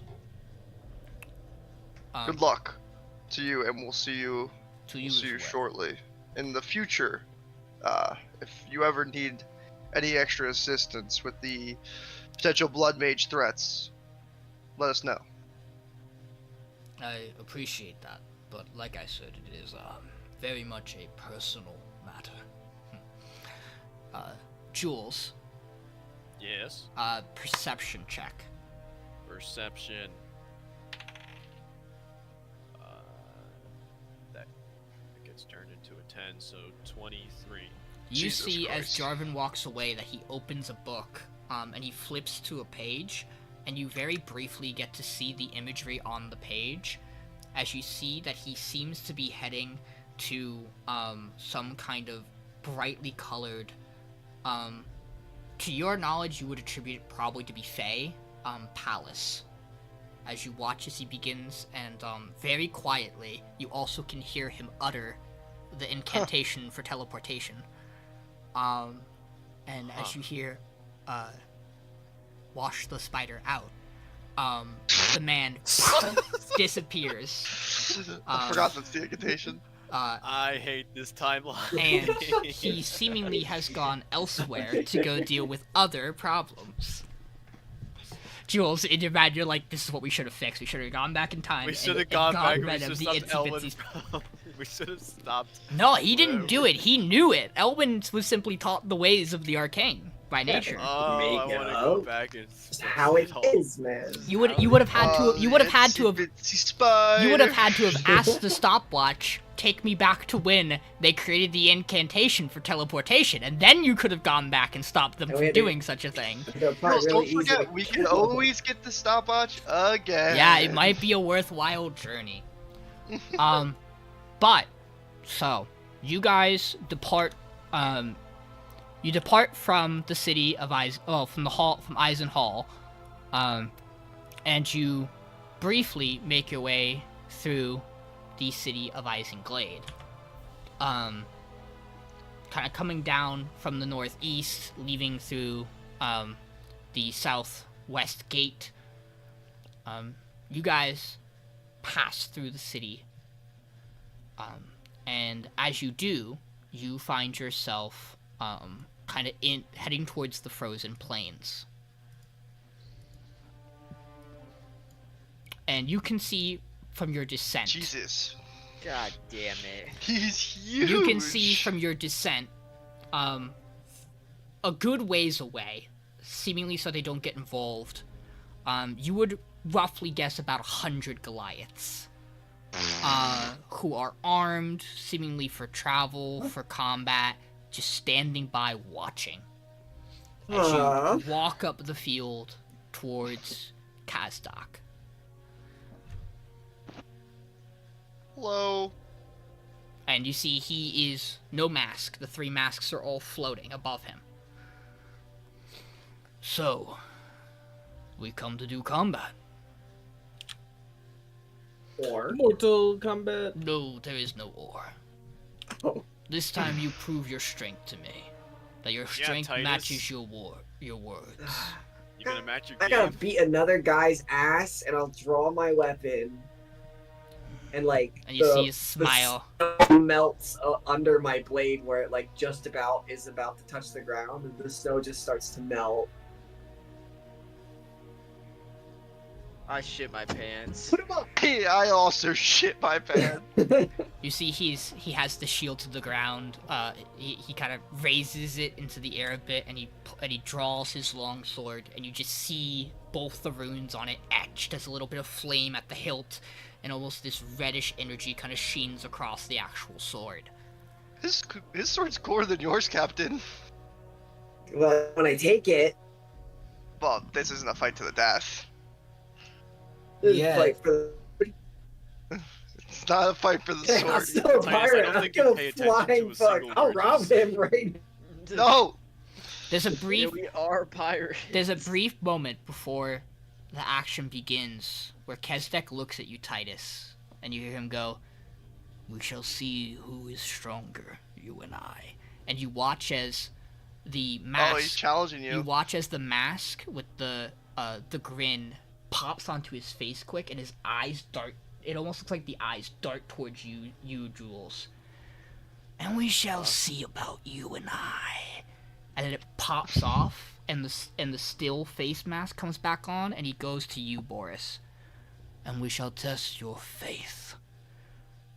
And then the mask pops off, and the screaming mask comes on, and he just lets loose a large battle cry. As the ground kind of shakes a bit, and you watch when that mask pops on, he gets bigger. Ah. Hey, It's on what match? Me? And the mask pops off again, and he returns back to the original form, and he just readies. Yeah, I get bigger too. And I don't that know if you- is where we will stop for today, because it is going to be a combat that is going to take more than 24 minutes. oh my god, this is gonna be an interesting I will fight. say he probably will take like this much steps closer. You guys can move a little bit if you want before combat, but wherever you go in a little bit, yeah. Yeah, if you want to go I'm right up to behind him. this tree. No, I'll go like game. Okay. I'm hiding behind the rock. For reference, that was the grinning mask for you, Jules. No mask for course it Titus. No mask for Titus, and the still mask for Boris. Did they mean something? And then he has the third one, which is the And we level up. the angry mask. Not now. And We level up. You sat through politics. Have a level. Yeah, exactly. Oh, Bro, yippee! I don't ever want to sit through that again. I want to kill half the people in that room. I know you do. I know you do. You never will though. You'll never have to sit through it again. Surely. Oh, yippee. If I do, I'm gonna start people. I think we've talked enough. Oh yeah. Get ready for a lot less talking coming up, boys. So. Last talking session. I can't guarantee that, but last session where it would Count out, be 80% no more talking. Hey, you guys No technically, talking. you guys technically could have done this fight first. I gave you the choice, Your mom. but you wanted him to go get his people so they could watch you beat his ass. Yeah. Or lose. I will share a quick little tidbit. Those survival checks determined what mask you were going to potentially run into him wearing. Oh. And let me tell you, your options by the end of it were either no mask, the still mask, or not running into him at all.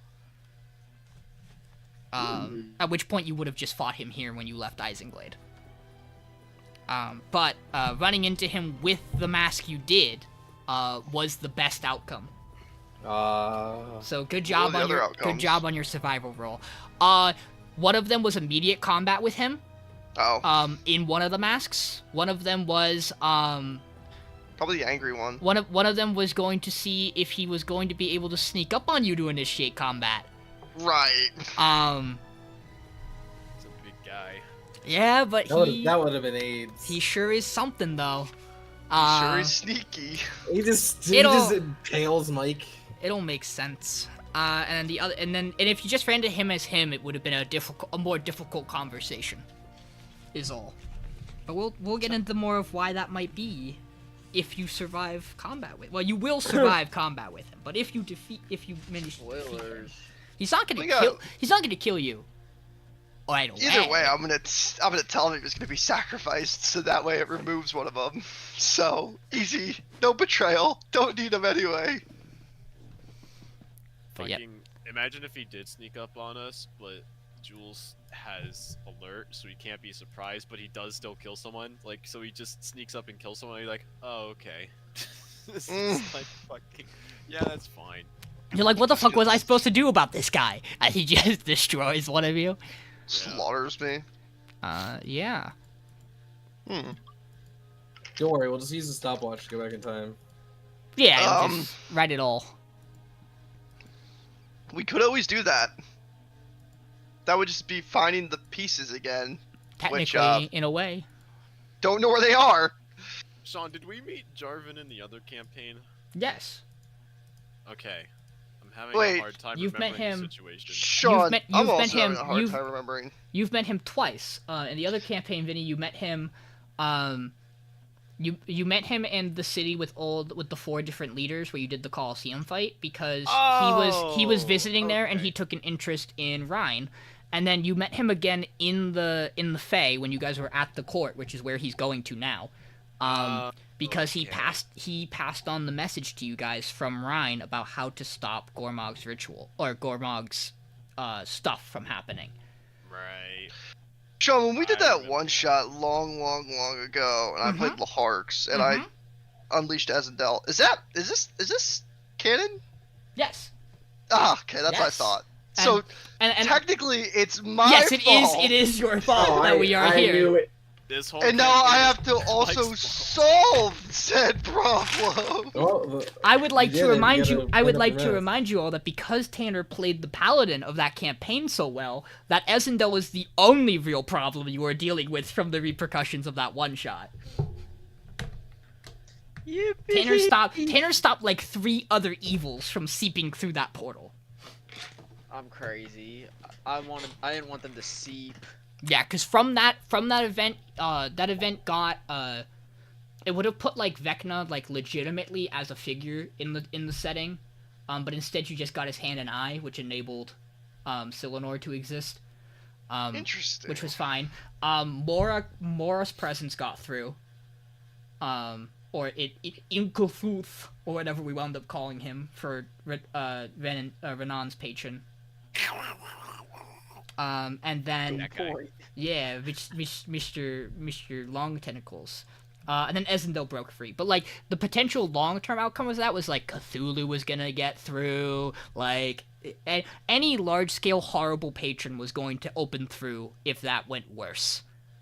Because that's the funny thing. Like, technically, Laharks failed in letting Cthulhu through, but you succeeded in freeing Ezendel. Right, yeah, because my goal was Cthulhu. I do Yeah. remember that now. Mm-hmm. So, like, Laharks is just like an evil legend. Yes, because technically that is its own convoluted set of things of how all those people got there and what they were doing. But don't forget, this is also partially partially Ivan's father's fault because he kept the statue of Ezendel along with his magical collections because he stumbled upon it and went, "This looks cool," and just kept it in his city. You can't blame him. Nah, he's just a silly dwarf guy who fucks a lot. Just a guy. And now and then his son became a god. What more could he ask for?